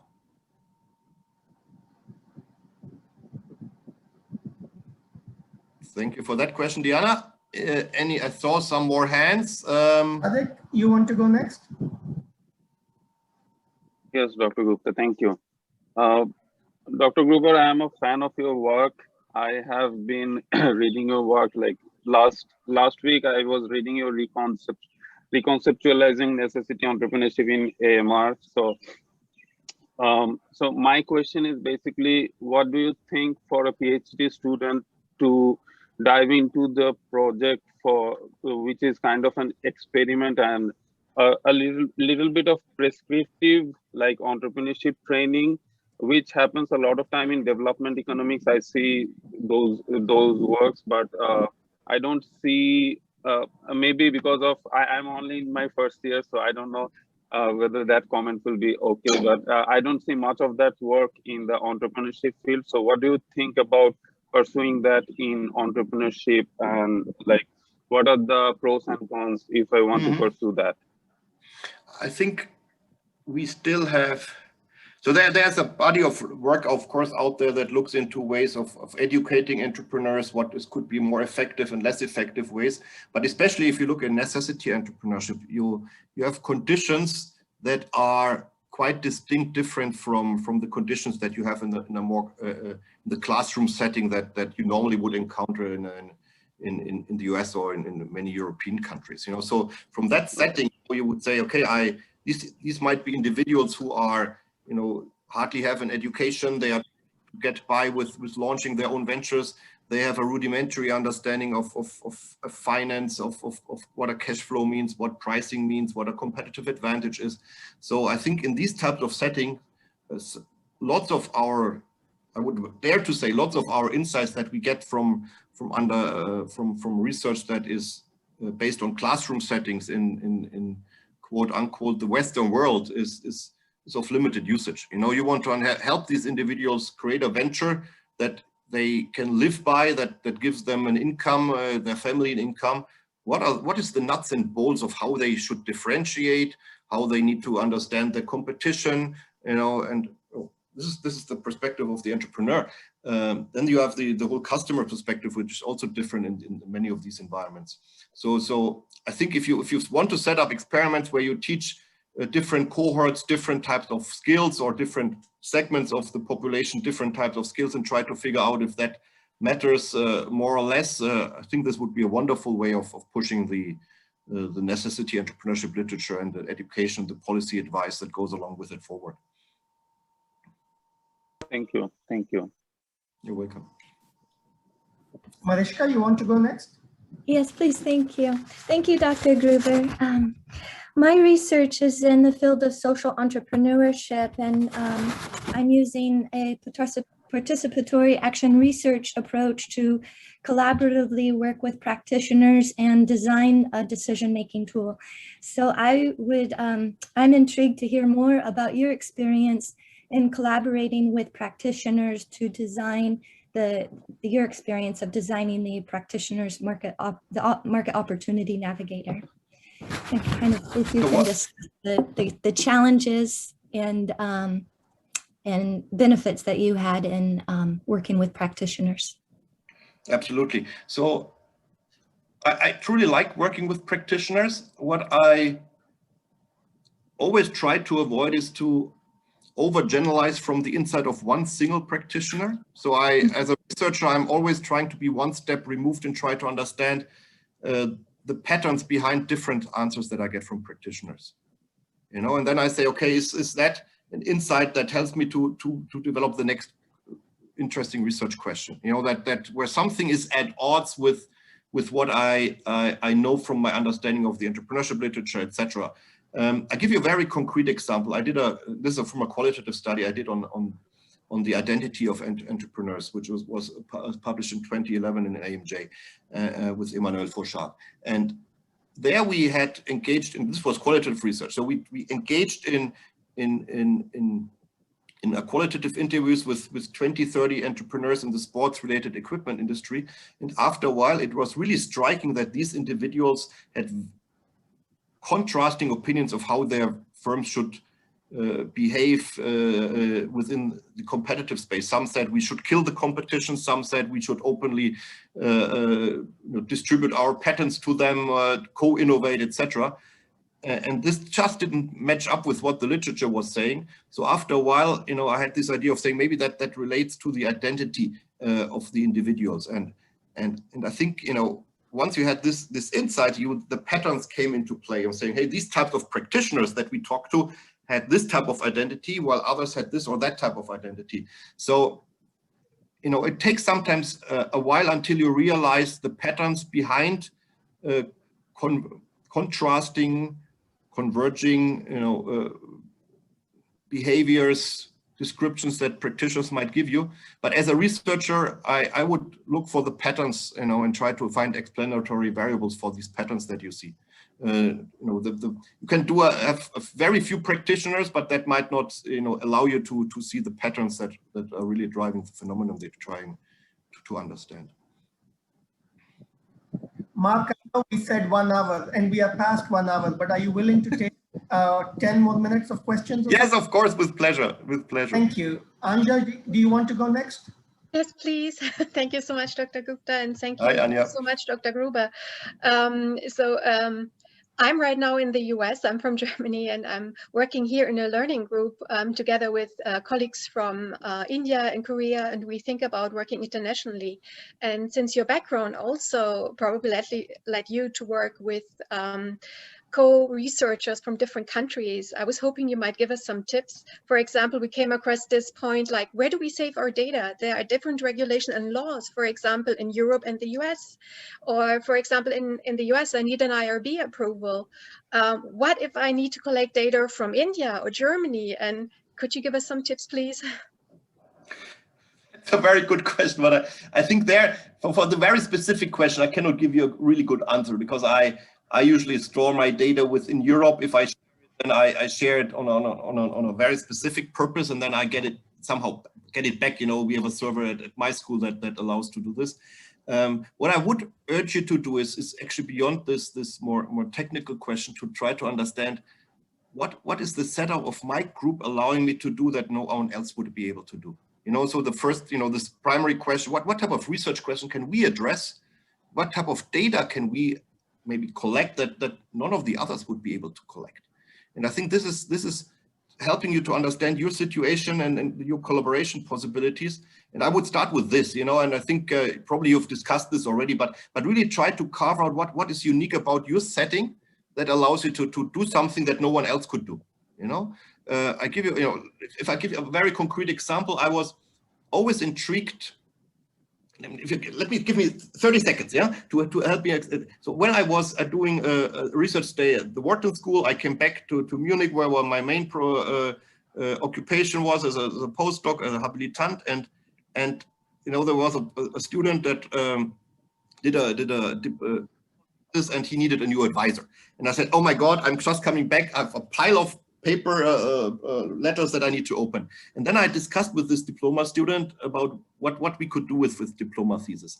And instead of seeing it as a nuisance that, you know, there's on top of the pile of papers and work I had to do, there's another thing coming in.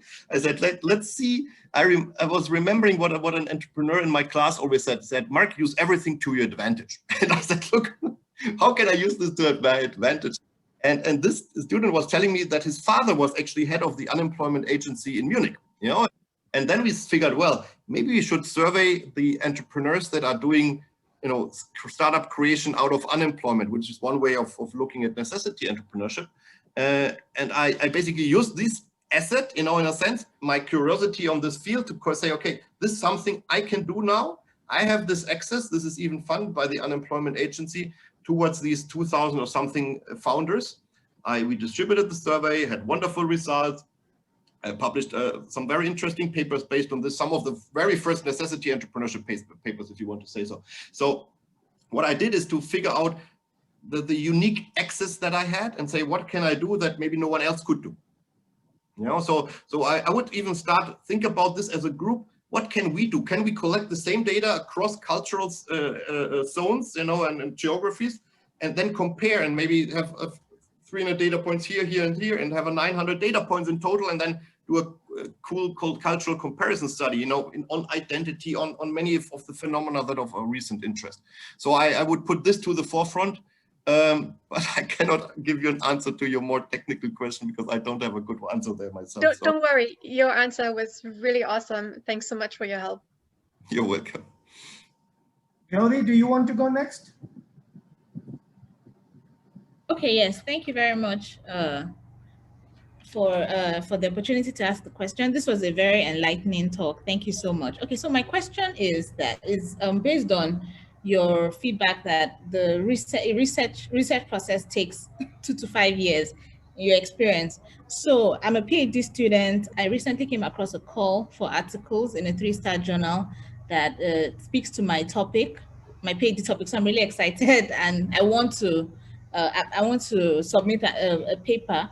However, the deadline is 9 months. So I was hoping to give it a shot, but for an expert like yourself to say that it takes you 2 to 5 years, I'm already discouraged. Like, I'm a novice. Should I give it a shot, or should I, stop dreaming and just? What do you think? No. It's a 3-star. No worries. So. No, I thank you for the question. I think it helps me to clarify a point. You know, I don't want to be misunderstood. The 9 months is my net time, you know, that I need to really get a paper published. You know, that is all. You know, if you think about the time you spent on a paper, collecting data, writing it up, take away all the time that you go to the fridge, to the restroom. That's the net time. You know, that you're on Facebook checking your friends. The net time is these 9 months, okay? Net of all these other distractions, okay? The 2 to 5 years is typically something when you start a research project, you collect the data, you know, and so on. Sometimes you might even have already data in there, you know, that you can draw on, you know, or you collect data within the next 3 months, develop the first draft of your study, you know, revise it, and then have something ready by this 9-month goal that you have there. That's entirely possible. You know, it depends where you are in the data collection process. It depends on how well you know the literature. But if this is a 6-9 month deadline, of course you can make this. You know, it just takes the 9 months would come in, you know, if you then count in the revision rounds, the response letters that you have to write, etc. Right. Until this is, you know, a publishable, accepted piece, that's then the 9 months. Okay, thank you so much for the encouragement. I will give it a shot. Thank you. Good luck, Laurie. Navneet, do you want to go next? Thanks, Professor Gupta, and thanks, Dr. Gruber. It was a nice talk.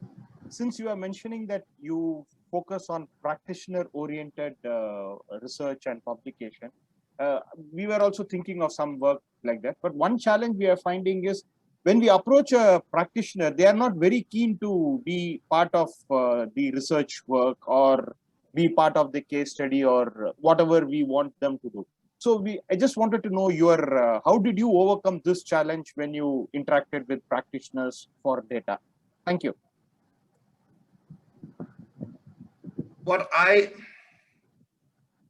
That different ways. So if I send out a survey to practitioners, I try to motivate the practitioners by telling them if they reveal who they are, they will get the results, etc. You know, and I would try to make my surveys straightforward to understand, lean, etc. So in that sense, I help the practitioners to answer what, give the answers, to write them, you know, that it doesn't take forever to fill in the surveys. If I want to engage with practitioners in a more qualitative research, you know, that's then takes 2 hours of their time, there more convincing has to be done. You know, you want to figure out, you know, ideally what helps is if you have a research project a bit unconventional in the sense that it's a question that addresses a population of entrepreneurs that is not always asked. If you of course ask the VC-backed, venture capital-backed startups and want to understand how they, you know, their performance, they are typically asked 5 times every week. You know, if you ask the necessity entrepreneurs, the topic we discussed a few minutes ago, these are individuals that have never been asked, you know, who are keen to give you answers and say, hey, finally someone talks to me and maybe I can learn even by giving answers. So there I did not find it difficult at all to figure out, to find individuals to talk to me. So it really depends on your sample. If it's a sample that's in high demand, and typically the high-tech entrepreneurs are, then you want to have something, you know, tell them, look, can I interview you over lunch? Can I buy you a lunch? Can we talk for dinner, over dinner? That you make it somehow easier for them to place that in their agenda. Thank you. Thanks for that clarity. Thank you. You're welcome. Linda, do you want to go next? Yes, thank you. Thank you, Dr. Gupta. And thank you, Dr. Gruber. What an interesting session. I think you make it sound so easy. And when I go back and start writing, it just unravels everything. So my question is to you is on the qualitative research that you pointed out, you were looking for something and something else came out. You almost sounded like it was serendipity. I mean, how does a junior scholar like myself, you know, develop that kind of intuition?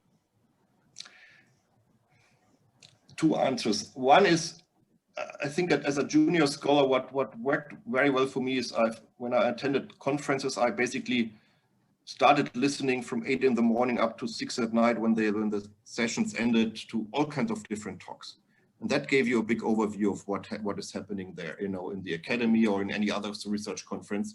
You get a broader overview, and you also develop a taste, and you develop a sensitivity to what good or less good research. Second, I really, you know, when I want to give you a good recommendation, you know, take a journal of your choice, you know, take Academy of Management journal, for instance, as a wonderful empirical journey. Read a paper or several of these papers in the following way. Read it once for how it's structured. Read it second for how the reasoning is built up, how people articulate their points. So if it's a compelling way to articulate your main thoughts. Third, you can read it in terms of how theory builds on, the hypothesis built on theory, how they are tested. Fourth, read it with the implications in mind, saying how does the author foreshadow the implications, the findings. And fifth, you try to read it for something like aesthetic beauty, trying to understand what's a better study in these journals than not such a great study, because not all of these, of course, we always strive to fantastic papers, but some are even better than others, so learn a lot by doing something like this and develop a lot of sensitivity on these fronts. And then, with this sensitivity comes a good intuition that's serendipity is also preparedness. It's to figure out what is a less good or more good, a better research question to ask. Thank you so much. Thank you. Alexander, do you want to go next? Yes, thank you, Dr. Gupta, for giving me the floor. And thank you, Dr. Gruber, for your inspiring speech today. And speaking about the points you made on the pipeline of the research, it draws my mind to the list of the Nobel laureates in economics, and I was trying to find which of them are the most related probably to entrepreneurship and management. And I found the Herbert Simon, Buchanan, Kaliman, and the Richard Thaler. And most of them did the research which is related to decision-making and behavioral economics. And if I could ask you to enable the process of effectuation and try to suggest what type of the pipeline we should select to be in a 20 or 30 years among the end list. So to what direction we should look, because we know that there is a very Nobel Prize for entrepreneurial research in entrepreneurship. But however, I see that these people actually, a lot of them, they follow ideas of neoclassical economics. Some of them from University of Chicago. And where we should look and engage our effectuation to increase the likelihood to be one of them. So that's a very difficult question to answer, because I'm not sure if even the Nobel Prize winners have figured out what the pattern is behind getting the Nobel Prize.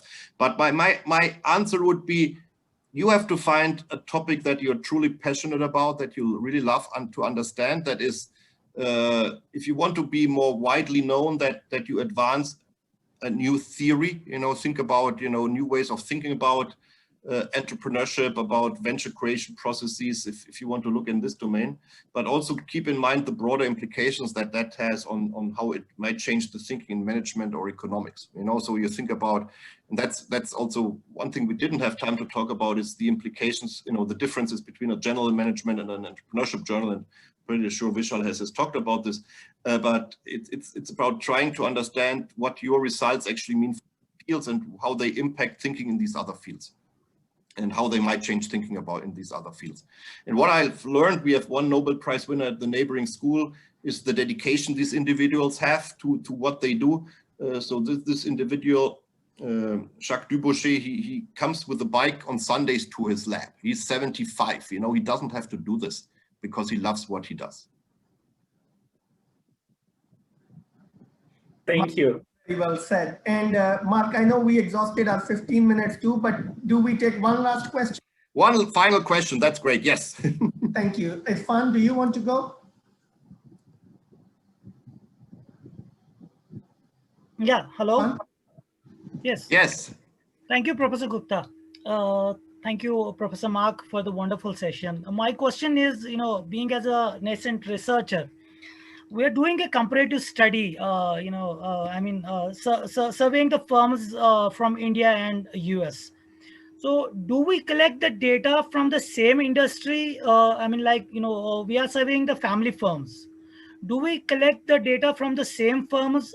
It doesn't matter. I mean, like, we just surveying the family firms, maybe different firms from India and different firms from US or Germany. So, should we survey the same firms? Yes, very good question. So what you want to do is to have to make the samples comparable. You want to focus, variation on those elements that, or put differently. If you have a huge data set, of course you can sample everything. Like firms in all these, each country, then you can control for the variation that the industry brings in. If you have a more limited data, which often is the case, I would, say I do the same industries here and there, so that you can say, okay, I have the same types maybe of business models, of competition, etc., and you still control for some industry variables, so pick up the differences there. And then your study focuses on these issues that are of focal interest. So you basically take away all the variation that would not be of strong interest to you by comparing these among the focal variables among a set of industries that you pre-select. So I would not go for the whole set of family businesses, but I would say, okay, let's look at family business in a certain sector, and then look at those, and then you can make this, in a second step, the study more generalizable by looking at other sectors and try to understand this. But oftentimes it's better to start with a more focused approach. Thank you. On that note, Mark, thank you very much for taking the time and so patiently answering everyone's questions. Of course. We had a list of questions, but we never got to them because our participants had so many questions. So hopefully next time we meet, I can ask you my questions. Yes, with pleasure, Vishal. Lovely seeing you, everyone, and I wish you all a great research trajectory. You can link me on LinkedIn, whatever. I'm on all these platforms. Looking forward to be in touch there. And it was truly lovely spending the time with you. All the best, and thanks again for the invitation. Thank you, Mark. Bye-bye. Bye-bye. And guys, I'll hang around to answer any questions you might have for me, because this is our last session. I want to make sure that we have time for everyone. I did promise some people that I would take a shot at answering their questions that we didn't get to. Like Anja had a question about the IRB. And so let me explain, sort of give some context to Anja's question, and then I'll answer her question. So in the US, for the last few years, what they've done is every university has an institutional review board. And if you're collecting human subject data, you have to get approval. Now, there's a whole history on why they did that. And that history is interesting, and I encourage you to read that. I will not get into that. So the problem is that the IRB process can vary from institution to institution. And at some institutions, it's very easy because, the kind of research we do in business is pretty straightforward, right? We just want to ask you a few questions. We don't give you injections or shots, or we don't draw blood or anything. So, I mean, our research is pretty like non-invasive. And of course, that's not the case in all different fields. Now, okay, hold on. It occurred to me that I should also tell you that, officially, let's stop the session here. I will hang around to answer questions, but anyone who wants to log off, please feel free to disconnect at this time. Officially, I thank you for the wonderful, 3 months we spent together. I hope to see all of you at conferences, and I look forward to reading your BCRC proposal. But if you need to leave, please feel free to leave. Our session is officially over. Thank you very much. Now, coming back to Anja's question. So if you are at an institution where the IRB is straightforward, and then there's no problem, right? Get your IRB approval and move on. At some point in your career, you might end up in an institution where it's difficult. And what I did at that time was I used sort of my international connections, because US IRB says that the process you follow is where you're collecting data. So let's say you're collecting data and Anja gave the example of Germany and India, I think. So let's say you're collecting data in Germany and India, or India. So what are the rules there? And they may not have an IRB, they may have no process, in which case you are free to, because it's your co-authors in that are collecting the data. You are not the one collecting the data. If you are collecting the data, then of course, you have to get IRB approval at your institution. But if your co-authors at those schools are collecting the data, then you don't need the IRB, to be honest. So you can go through their institution, you can go through their process and collect the data, which at some points in my career I found very helpful. And so, that sort of is consistent with what Mark said, which is make the best use of the connections you have. And so hopefully that answers your question, Aisha. And that helped very much. Thank you so much. Thank you. I also told Navneet I'll take a shot at answering his question. His question was, practitioners are not interested in, often he finds that practitioners are not interested in being part of the research project. Believe me, all of us have faced this problem. And as Mark said, one thing is make it as easy for the practitioner as you can, right? So that's one thing. But what if the practitioner is still not interested? I mean, we as researchers, and I'm sure you do too, get tons of email every week saying, fill out this survey. How many surveys do you fill out?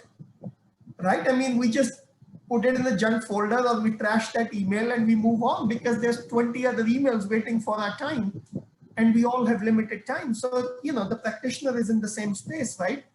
So I think it's very important that all of us as researchers have extensive practitioner networks that we can dig into when we need some help. Now, having said that, that does not make the process easy. It just makes it a little bit easier. Okay? Doesn't mean it becomes easy. As soon as you sort of try to involve practitioners in your data collection, and as Mark said, if that involves them spending big chunks of time with you, you have to rely on personal connections. That's the only way. Because, think about it. You are all, let's say you're a PhD student or a junior scholar. If somebody is doing research, how do junior entrepreneurship scholars do research? How much time are you willing to give to them for their research in answering their questions, right? And if you get such requests on a regular basis, that makes it even more difficult to give your time. So just something to think about. Navneet, hopefully that answers your question. Yeah. It does. In fact, quite a few places I've used my own friends who have started ventures and have done a couple of case studies. Fine, yeah, thanks. So I think that's the only way ahead, but I needed more samples. So let's see, we'll work out something. Thank you, thanks. Thank you. Ashish, at some point you had a question about writing, and your question was, Yes, sir. Brian said, practice the writing, and you said, well, writing is something you either have or you don't have. Yes. It has always been sort of an interesting issue, right? Are leaders born or made? Are entrepreneurs born or made, right? I mean, the same thing with actors, right? I recently read a biography of Tom Cruise, and in the early days, people were saying he has no potential. And of course, we know today he has potential. You are in India, and in India, Amitabh Bachchan is the top actor, right? And when he came into the film industry, people were saying, no potential, can't do anything. And of course, now they say best actor, actor of the millennium, whatever, right? So I think same is with writing. If you practice, things will improve. It takes a lot of practice though. We all read Shakespeare or, whatever the Shakespeare equivalent authors are in your country, but we forget that, we are not reading their early works. We are reading their masterpieces. And, how were they in the early works? How was the quality of their writing in the early days? We don't see that. We don't know that. And so I would encourage you to think about that in terms of writing or research process. If you practice, I have no doubt you can improve. But as Brian Anderson said, practice with feedback. Like practice with people giving you critical feedback. And I also encourage you to look at Malcolm Gladwell's book that introduced the idea of the 10,000 hour rule, right? which is if you do deliberate practice for 10,000 hours, you pretty much can master almost any skill. And if I had more time, I would give you some more examples about this, but I think that applies to, every field, not just acting or leadership or entrepreneurship, but also writing and doing research. So hopefully that answers your question. Very well, sir. Nice. Thank you. Thank you. Radha, do you have a question? Yes, sir. Sir, actually, my question is kind of trade-off. I am in the mid of my career, like since 15 years I am in this field. So, sir, the question always here is about, the CAS system, career academic like system, and with the quality. So, like as a researcher, as a scholar, many times, definitely I would like to publish in a high quality, good quality journal. But as even we know that it needs lots of time. So time even is very important. So, sir, every year if we have kind of this performance kind of appraisal, so like how to balance these things? I just want to know from you, your kind of experience, opinion. Well, first is, as Dr. Gruber said, I think there's a place for all sorts of academics in academia, right? People who publish at top journals, people who don't publish at top journals, but publish at lower tier journals, even people who don't publish, but are into, executive education or whatever, right? That was sort of my example to you with the Nepalese case study, right? The challenge is all over the world, the reward, the reputation comes from publishing in top journals, right? I mean, notice of all the scholars we brought in, did we bring in any that we said, this is an expert executive education professor? And so let's listen to them on executive education, right? I mean, this is a research seminar. You wouldn't want to hear from that kind of speaker. And what you find is that it's difficult to sort of, it's always easier to go down in the journal list, but it's difficult to move up in the journal list, right? Which is, let's say you're publishing at smaller tier journals, to go from there to sort of say, now I'll publish at a top tier journal is more difficult. It can be done, but it's more difficult. Especially if you've sort of been doing that for many years. Now, the question I think a mid-career professor should ask, and I said this about, the Nepalese case study, how important is it to them? Yes, sir. Maybe your system doesn't reward the higher tier publications, but how important is it for you to play at that level? These days, the Olympics are going on, right? So let me sort of use that as an analogy. How important is it for someone to play at the Olympics, right? You could play in the German soccer league or the Indian cricket league or whatever, right? And be okay.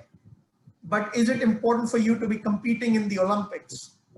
And many athletes will tell you it is.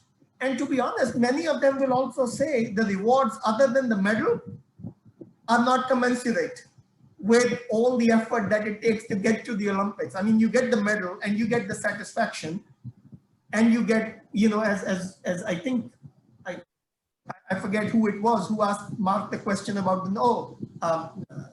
Nobel Prize. I think it was Alexander. That the reward is the prize itself, right?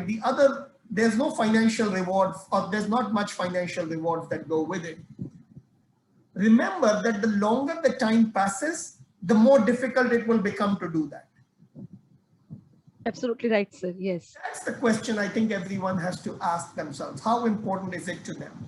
And one thing I can tell you, Radha, is every one of us struggles with time management. Every one of us. Okay. So for example, in our university, if we teach in the summer, we get extra money. We almost always say no to teaching in the summer. So the question is, extra money or teaching in the summer, but then do less research, or should we do more research and forego that extra money? And almost all of us who are research active willingly sort of forego the extra money for doing research. Now, remember, the extra money is guaranteed. With research, the outcome is not guaranteed. We could work those 3 months for 5 years, and still have no publication to show for it. While if we took the extra money every year, we would have 5 years worth of extra money, right? Right, sir. Okay, so we need to There's no select. easy answer to that. I mean, yes, you know, maybe we have some colleagues who say that, you know, their expenses are so high, they have to take those opportunities. So it's easy for me to say forego that, but then what if your family situation doesn't allow that, right? So right, sir. Figure it out for yourself. But yeah, it's like competing in the Olympics, right? Maybe you think about it, you work to go to the Olympics, but if you come in 5th or in the track, like does anybody care if you come in 4th? Or, like, nobody cares, right? So it's the same thing with the publication, right? If you work for 5 years and have nothing to show for it. Got it, sir. Got it. Absolutely correct, sir. Thank you, sir. Hopefully that answers your question. Definitely, sir. It answered. I got at least my perspectives. Thank you very much. Do you have a question? Yeah. Thank you for this question. What Radha asked is very good question and very well addressed by Professor Gupta. What you want and at what stage we are. My question is related to actually, you are well aware about Indian situation, and I read somewhere and I agree with that. We should say having a sync between teaching and research. So normally it is said that we should prefer to research what we teach, or we should teach what we research. So good researcher can be very good, say better teacher and vice versa. So how to balance this? In fact, because teaching in India is a little, I mean, there sometimes you find it at distance.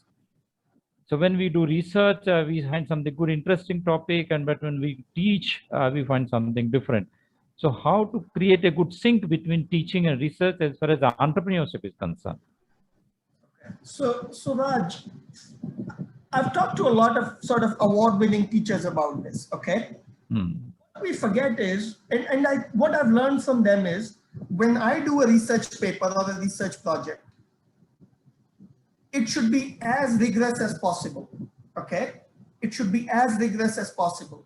And my goal is to impress the editor and the reviewers with the amount of effort that went into writing that paper, okay? But when I'm teaching, that's not the goal. The goal is to make the class as easy as possible. Okay, so in some ways it's the opposite. When I say easy, I don't mean like, you know, you go teach entrepreneurship and you don't give them anything. No, no, no. What I mean is you have students in the class who don't want like the editor or the reviewer to be impressed. They know you are the professor. You don't need to impress them with your knowledge. You need to make the subject so easy for them that they feel like, oh, this is nothing, right? Teaching today, I don't know, like I've taught in India, I've taught in the Middle East, I've taught in the US, and my wife is from Europe. So and my brother-in-law is a dean in an engineering college in Portugal. So we talk about this quite often. With teaching, we are putting on a show. Show meaning we are not just educating them, we are entertaining them. Okay? That's not how we do research. So the two systems sort of operate differently. Yes, we want to bring some research knowledge to the classroom, right? But the classroom students are not at a level where they can appreciate the rigor and the effort that went into the research project, right? They want to be entertained. They want to think about this. You know, when you go watch a movie, do you care about how much effort went into the movie? No, you just want to be entertained. If you're not entertained, you're not going to tell someone, you know, watch that movie and you should go watch it too, because a lot of effort went into it, even right? So the same thing with the classroom is at least what I've learned from teachers is we need to entertain the students while educating them. We need to keep them engaged, but that's not the issues. Sort of the research is about rigor and effort. So I think the two things are somewhat different. In the classroom, when I teach entrepreneurship, I bring guest speakers. I share my own entrepreneurship experiences with the students. I'm happy to tell them about things I failed at and why I failed at them as an entrepreneur. When I bring guest speakers, I ask them about things that they failed at and why they failed at those things. And students love those stories. Students love hearing about those experiences, which of course, in the research paper, that does not matter, right? So yeah, definitely. Thank you. Thank you for your question. Mariska, do you have a question? Firstly, thank you so much for this seminar. It's been awesome. Question about motivating a paper. I enjoyed writing, and I've won awards for my writing, storytelling, and now I understand that I need to motivate it in a certain way. And like all other PhD students, learning all these terms that come in the field, motivate and frame, and I'm not against using templates as I develop my voice. And so I've played around with 5 C's and Barney's, second paragraph, however, but it hasn't clicked. And I'm wondering if you can speak at all to the introductory section and framing and motivating. Yeah, so I am planning to write like a paper that discusses like 3 or 4 different ways of motivating a paper, and you brought up 2, the 5 C's from the AMJ article and Barney's paper. And my mentor Dan Turban sort of exposed me to a different way. I think it's good to sort of hear or read about these different ways, but then you have to remember that what clicks for you and your audience may be a combination of those, 2 or 3 of them, or maybe something completely different, right? So in sort of reading those different ways, you're also trying to find like what is the one way that clicks for you, okay? The next thing I think is also important is the template is to get started and to have a first draft. The template is not the goal. I'll tell you what I mean. So my mentor, Dan Turban, he said when you motivate a paper, all important variables should come in the first paragraph. Okay. All important variables. So which means it forces me to think, what are the important variables in my paper? Okay. Then in the second paragraph, you should talk about one of those variables or a theory, the key theory of the paper in more detail. Okay. So lay it out. And the third paragraph should be about your potential contributions. So first paragraph is like, these are the main variables. And of course, in describing the main variables, you sort of bring up who's the audience for this paper, right? People who are doing research in these main variables. Second is sort of what is the linchpin of this paper, the key one variable or the key theory. And the third is the potential contributions, right? So that's how I start writing the paper. Now, as I write this paper, if I'm working with co-authors or when it goes to the editor or the reviewers, they may say, we want you to explain this other thing in the second paragraph, or we want you to change this hook, right? So the template is sort of to guide me, but template doesn't become the end in itself. Okay, thank you. Now notice you were struggling with sort of 2, I gave you a third one. In some ways, it doesn't make your task any easier because you're like, okay, now I have 3 templates to think about. In some ways, it does make your task easier because you can say this paper doesn't lend itself to the 5 C's, but it lends itself to this other approach that Dr. Gupta talked about. Mm-hmm. Or maybe it doesn't lend itself to either of those 2, but it lends itself to Barney's however, right? So, but not every paper will lend itself to however. So you write that, you sort of pick, and then you share it with someone for friendly feedback. Now, I am somewhat fortunate in the sense that my wife is a professor and my sister is a PhD, and so I sort of have that audience. But that's one of the things I tell junior scholars is find people who can be sort of your network. And they may not have the time to read your 2-page motivation, but they may say, give me the elevator pitch of your motivation. And you give them the elevator pitch and they sort of give you some feedback. Then you go and change your motivation. The AMJ editors have an editorial setting the hook. So if you Google AMJ editors setting the hook, that's about writing the introduction. And I think they share that each of them writes an introduction at least 10 to 15 times in a paper. So yeah, it does take a long time, but hopefully that helps. That's great. Thank you. Thank you.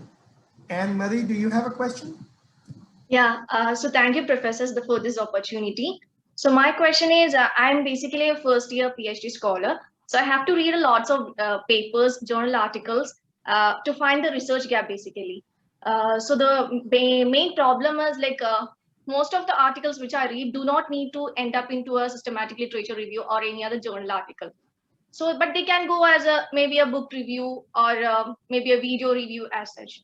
So my question is like how basically outside the academic area as such.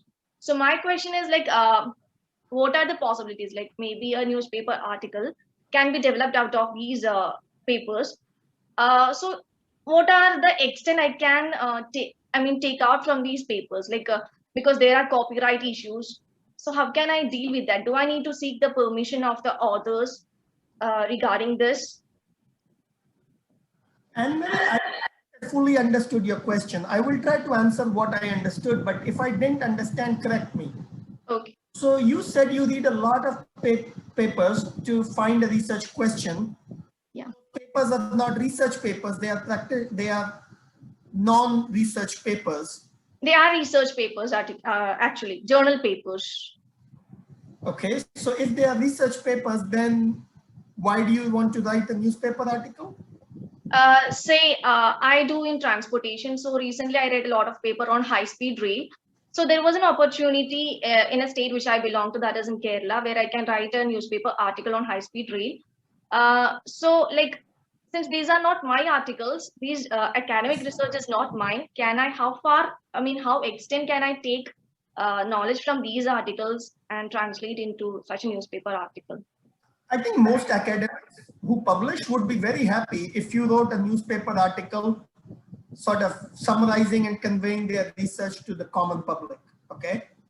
They would be very happy. And if you send them sort of after you write it and you publish it and you send it to them, they will consider like they made an impact on the conversation in the general public on this topic, okay? So they'll be very happy with it. However, I would miss if I did not say that as a PhD student, you should be very careful about why you would do that. If the goal is to improve your writing skills, then do it. If the goal is to have sort of a impact outside of academia in the sense that that gives you some satisfaction, right? Like some people, like some people say, like Angelina Jolie says, she goes to Africa to help poor people or wherever in the world she goes to help. Okay, that gives her satisfaction. If writing for the newspaper in your state gives you satisfaction, then do it. But keep in mind that researchers will only respect you if you publish papers, research papers. So, so be very judicious about sort of how you give your time to non-research projects. Writing in the newspaper is good, but I've seen like, especially in India, I have seen that some PhD students and junior scholars get so caught up in writing for like the newspapers that they lose sight that the newspapers are not going to give them reputation in the academia. So So make sure you sort of understand what your goal is. If your goal is to build an academic reputation, then you want to be careful with your time. Yeah, thank you, Professor. Regarding this, while writing articles in, newspapers, I feel the main problem is we can't cite it as we do in academic journal articles. So how can we like give credits to the original author? Original person who gave the idea. Well, when you write a newspaper article, and you will see like some journalists, for example, have taken my papers and written about them, but they say as research done by Dr. Gupta and Dr. X or Dr. Y at University of this shows. I'll just pick an example. The New York Times had a discussion about our article that male and female CEOs make comparable compensation when you control for everything. So the journalist said, as the research done by Dr. Gupta and Motel at the University of Alabama shows, male and female CEOs make equal compensation when you control for other factors, which is important, right? So, they acknowledge us. They don't pretend that they came up with the idea, right? They don't pretend that it's their finding. And that's the norm, right? That's sort of the ethical standard then, is you give credit and then write it. Thank you, Professor. Thank you. One of the questions I got in the direct message is, are book reviews published in journals? And the answer is yes.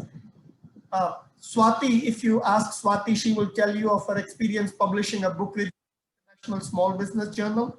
So please feel free to talk to her. There's also Organization and Management Journal that publishes book reviews. Now I know some of you want to publish at the highest level.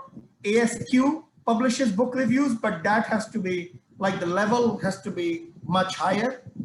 And Academy of Management Learning Perspective publishes book reviews.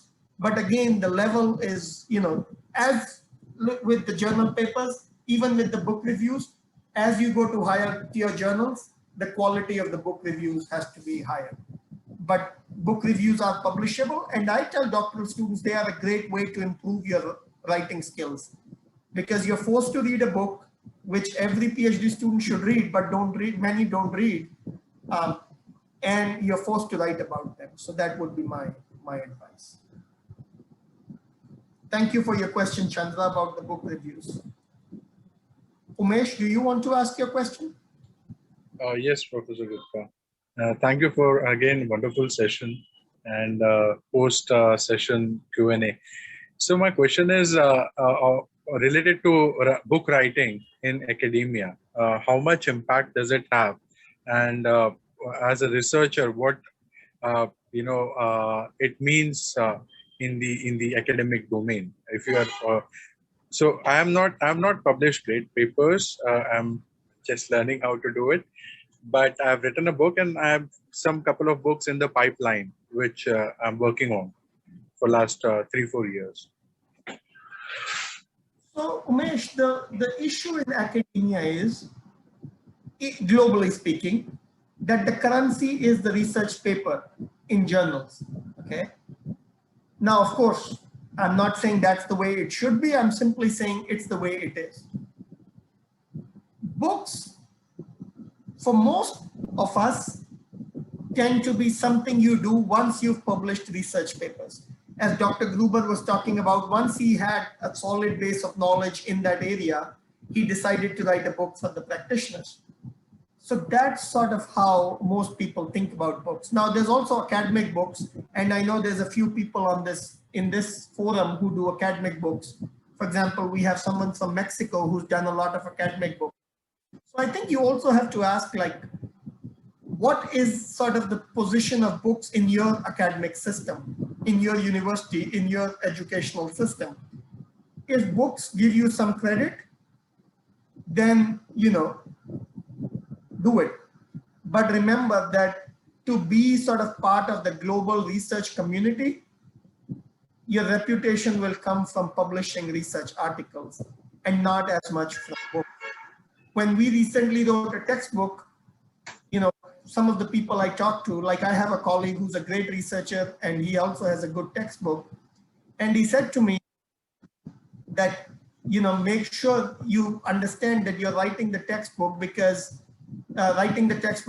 you want to do it from your heart, not because, you know, you think it will sort of give you more respect with sort of the researcher community, which it will not. So you sort of have to be clear about your objective function in that sense. That would be my advice, Umesh. Thank you. Thank you so much, sir. And I would wanted to appreciate for your efforts to propagate research and entrepreneurship. I saw your tweets. You took session at NIT Jamshedpur, NIT Jalandhar and ILM institutes during your visit to India. So keep motivating, keep inspiring, and hoping to have some more sessions like this, not directly 1 year later, but something which would come up in next 3-4 months to keep the momentum going. Thank you, Umesh. Yeah, I'll be talking to Swati and Jasmine to figure out people engaged without sort of making, you know, without this intensive seminar approach. I'm not sure what that will be, but I'll be talking to them to figure out what we can do. But thank you for your kind words. Thank you, sir. Hemanidhi, you have a question? Yes, sir. Thank you so much for organizing these seminars. First of all, I want to thank you for that. My question is, like you said, we should follow editorials while writing the papers, like introduction part and other sections of the paper. But so recently I got my first R&R from a B category journal. And one of the review from the reviewer was that I should try to write like Brani's, like the editorial of AMR. So I just want to ask you that what is the limit of these editorials? Should we follow these editorials for writing for every journal, or we should stick it for the AMR journal? Because when I'm writing for some other journal like B category for that matter, or C category, I'm looking at the previous papers of those journals, and I'm writing according to the the way they have the authors have written in those papers. But getting this kind of review from a B category, that the expectations from a scholar is like that if you are submitting a paper to a B category, even they have the expectations that you should write in A or A star category journal. So how I can just go for that? Yes, I will work on that, and I'll try to write on as per A star. But I was a little confused about it. Yeah. So Hemanidhi, I remember I said my wife is also a professor. She's a professor of finance. So we were discussing this issue recently, that even like journals that 20 years ago used to be lower tier journals when we started, these days, when you submit a paper to them, it's almost like submitting to like a top tier journal, because the work that they want in terms of writing and the methods they want is almost like is almost like a top tier journal. And what we sort of concluded was that, look, those journals want to improve their quality, right? And their quality will improve if the papers published in them improve. But they know that, if your paper was AMJ quality, you would submit it to AMJ, not to, I'll just make up some name, not to TMJ, okay? Let's say TMJ is a B tier journal, but TMJ wants to be AMJ, right?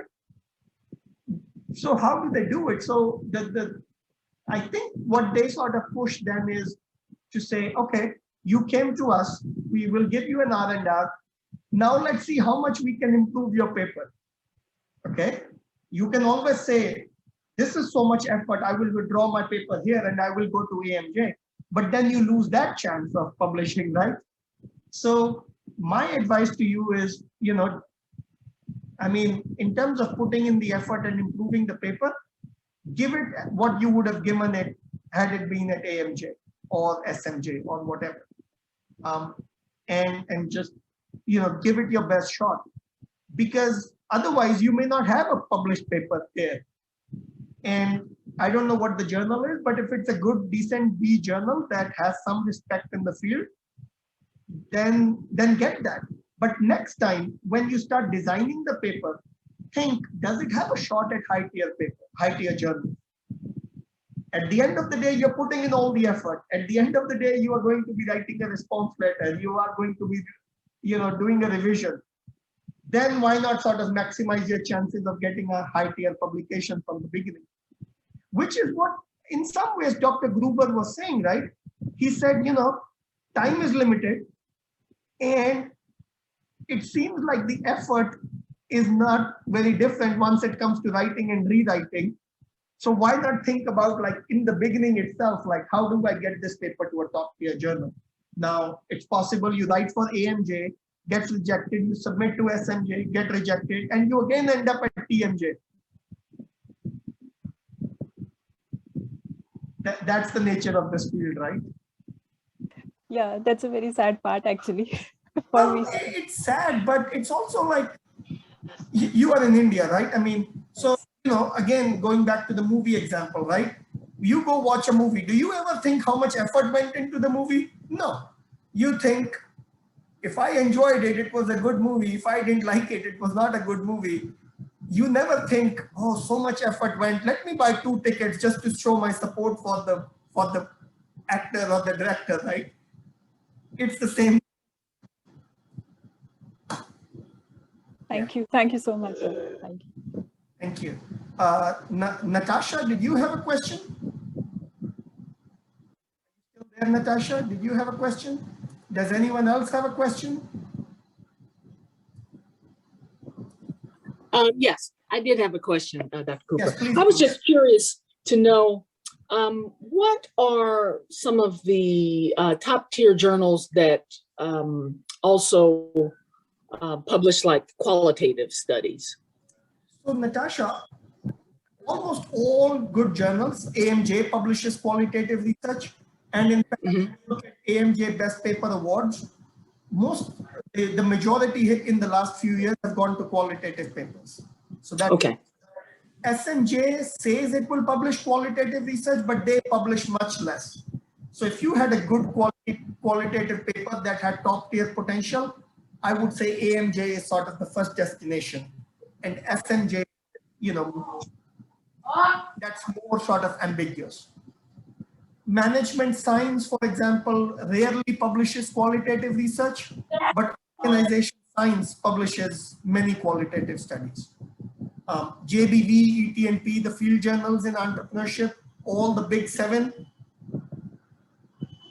I don't know about small business economics, but all the others publish qualitative papers. All the 7 big journals in entrepreneurship. And in fact, JBV loves qualitative papers. Right now, there's a call for fiction, use of fiction in entrepreneurship research at Entrepreneurship and Regional Development. That's by Bill Gartner, who's sort of done a lot of work in terms of promoting qualitative research in entrepreneurship. And Swati can tell you more about the call for papers if you are interested. If you use fiction in your studies. So yeah, that would be my answer. Thank you. Anyone else has any questions? If not, thank you very much. Again, I am very, very thankful that you stayed with us all these 3 months and that you were patient as we went through all these, you know, the long sessions. And I hope to see you all at some conferences in the future when we get to in-person conferences. And I look forward to reading your proposals, and I hope that you will stay in touch. I'm on LinkedIn, like every one of our guest speakers we've had. I'm on LinkedIn also. Feel free to connect. I'm on Facebook. Feel free to on Twitter. Feel free to connect. Please do connect. And I look forward to getting to know each of you better as we sort of move through time. So can I ask you one small question? Yes, please. But one of the things I did not say, and thank you, Kiran, for reminding me, a lot of applause, appreciation, thanks should go to Swati and Jasmine for the patience with which they interacted with all the LCs. And my heartfelt thank you to both of them for all the work that they put in. So thank you, Swati and Jasmine. And if so much for giving me the opportunity to be a part of this seminar and such a vibrant community of entrepreneurship scholars. I really enjoyed it, Professor Gupta. Thank you, Swati, and I truly appreciate whatever you did, and I hope our participants join me in thanking you for this, and Jasmine too. Yes. Thank you. That's true. Himanidhi, your question? Yeah, so it's a very, actually, it's not a question, it's a request. Can I, if I'm writing some paper for a good journal, so will it be possible for you to review it if I've sent you that paper? So it's just a small request. Like you are. Is it a research paper or a newspaper article? No, sir, research paper. So you see, I'll tell you what my mentor told me, okay? Okay. And I tell this to doctoral students. Most of the time when you submit a paper to a top journal, by the time they finish the introduction, they've made up their mind whether they are going to accept the paper or not. And the rest of the reading is about confirming their initial decision, usually. Now, that doesn't mean that you cannot change their first impression, but think of the introduction like the trailer of the movie, right? I live in United States and I am from India. Both of them are big movie countries, and I love watching movies, so I'm using that as an example. So the introduction is the trailer, okay? And what I tell PhD students is, you don't need to send me the full paper for me to understand whether, or for me to give you feedback. That happens at a much later stage. If you send me the 2-page introduction, well written, that truly captures what you want to say, the trailer of the movie, for the most part, I can make a reasonable assessment of your paper and give you feedback. Now, students will say, sometimes, PhD students will say, but professor, the introduction doesn't tell the whole story. Yes, but the introduction should tell the main story. Yes. Right? It's like the trailer of the movie, right? If you go on Netflix today or Amazon Prime, how do you decide which one to watch, right? Either you have good reviews or you look at the trailers. Yes. Same for research papers. So I would suggest that, the best time to ask for feedback is at an early stage when you spend a lot of time thinking about the what, why, and how of your paper, which is then reflected in the introduction you write. Okay. 2 pages or even 1 page, the elevator pitch, and get feedback at that time from me or from anyone else. And then if sort of I give you feedback and you incorporate it and you improve the paper, and then you say, now I wrote a longer paper, not the next week, but after 6, 8, 10 months of work, as Dr. Gruber was saying, then I think there's more point in giving feedback, detailed feedback. If sort of you have an introduction that one can look at. So that would be my response. Okay. Okay. Thank you so much. It is what it's hopefully it helps you. Yes, definitely, sir. Thank Definitely. you. On that note, I think we should stop. It's late in Asia, and I'm sure some of our participants from Europe and America are also tired. The session went on for quite a long time. So thank you very much. Hope to see you soon, and good luck with everything. Thank you so much. Thank you, sir. Thank you, sir. Thank you, Dr. Gupta. Thank you so much. Thank you. Thank you, sir. Thank you, sir. Excellent session, sir. We learned a lot. Wonderful experience, and we hope to implement something or the other later. Thank you. Yeah, we'll keep in touch. Bye-bye. Sure. Thanks.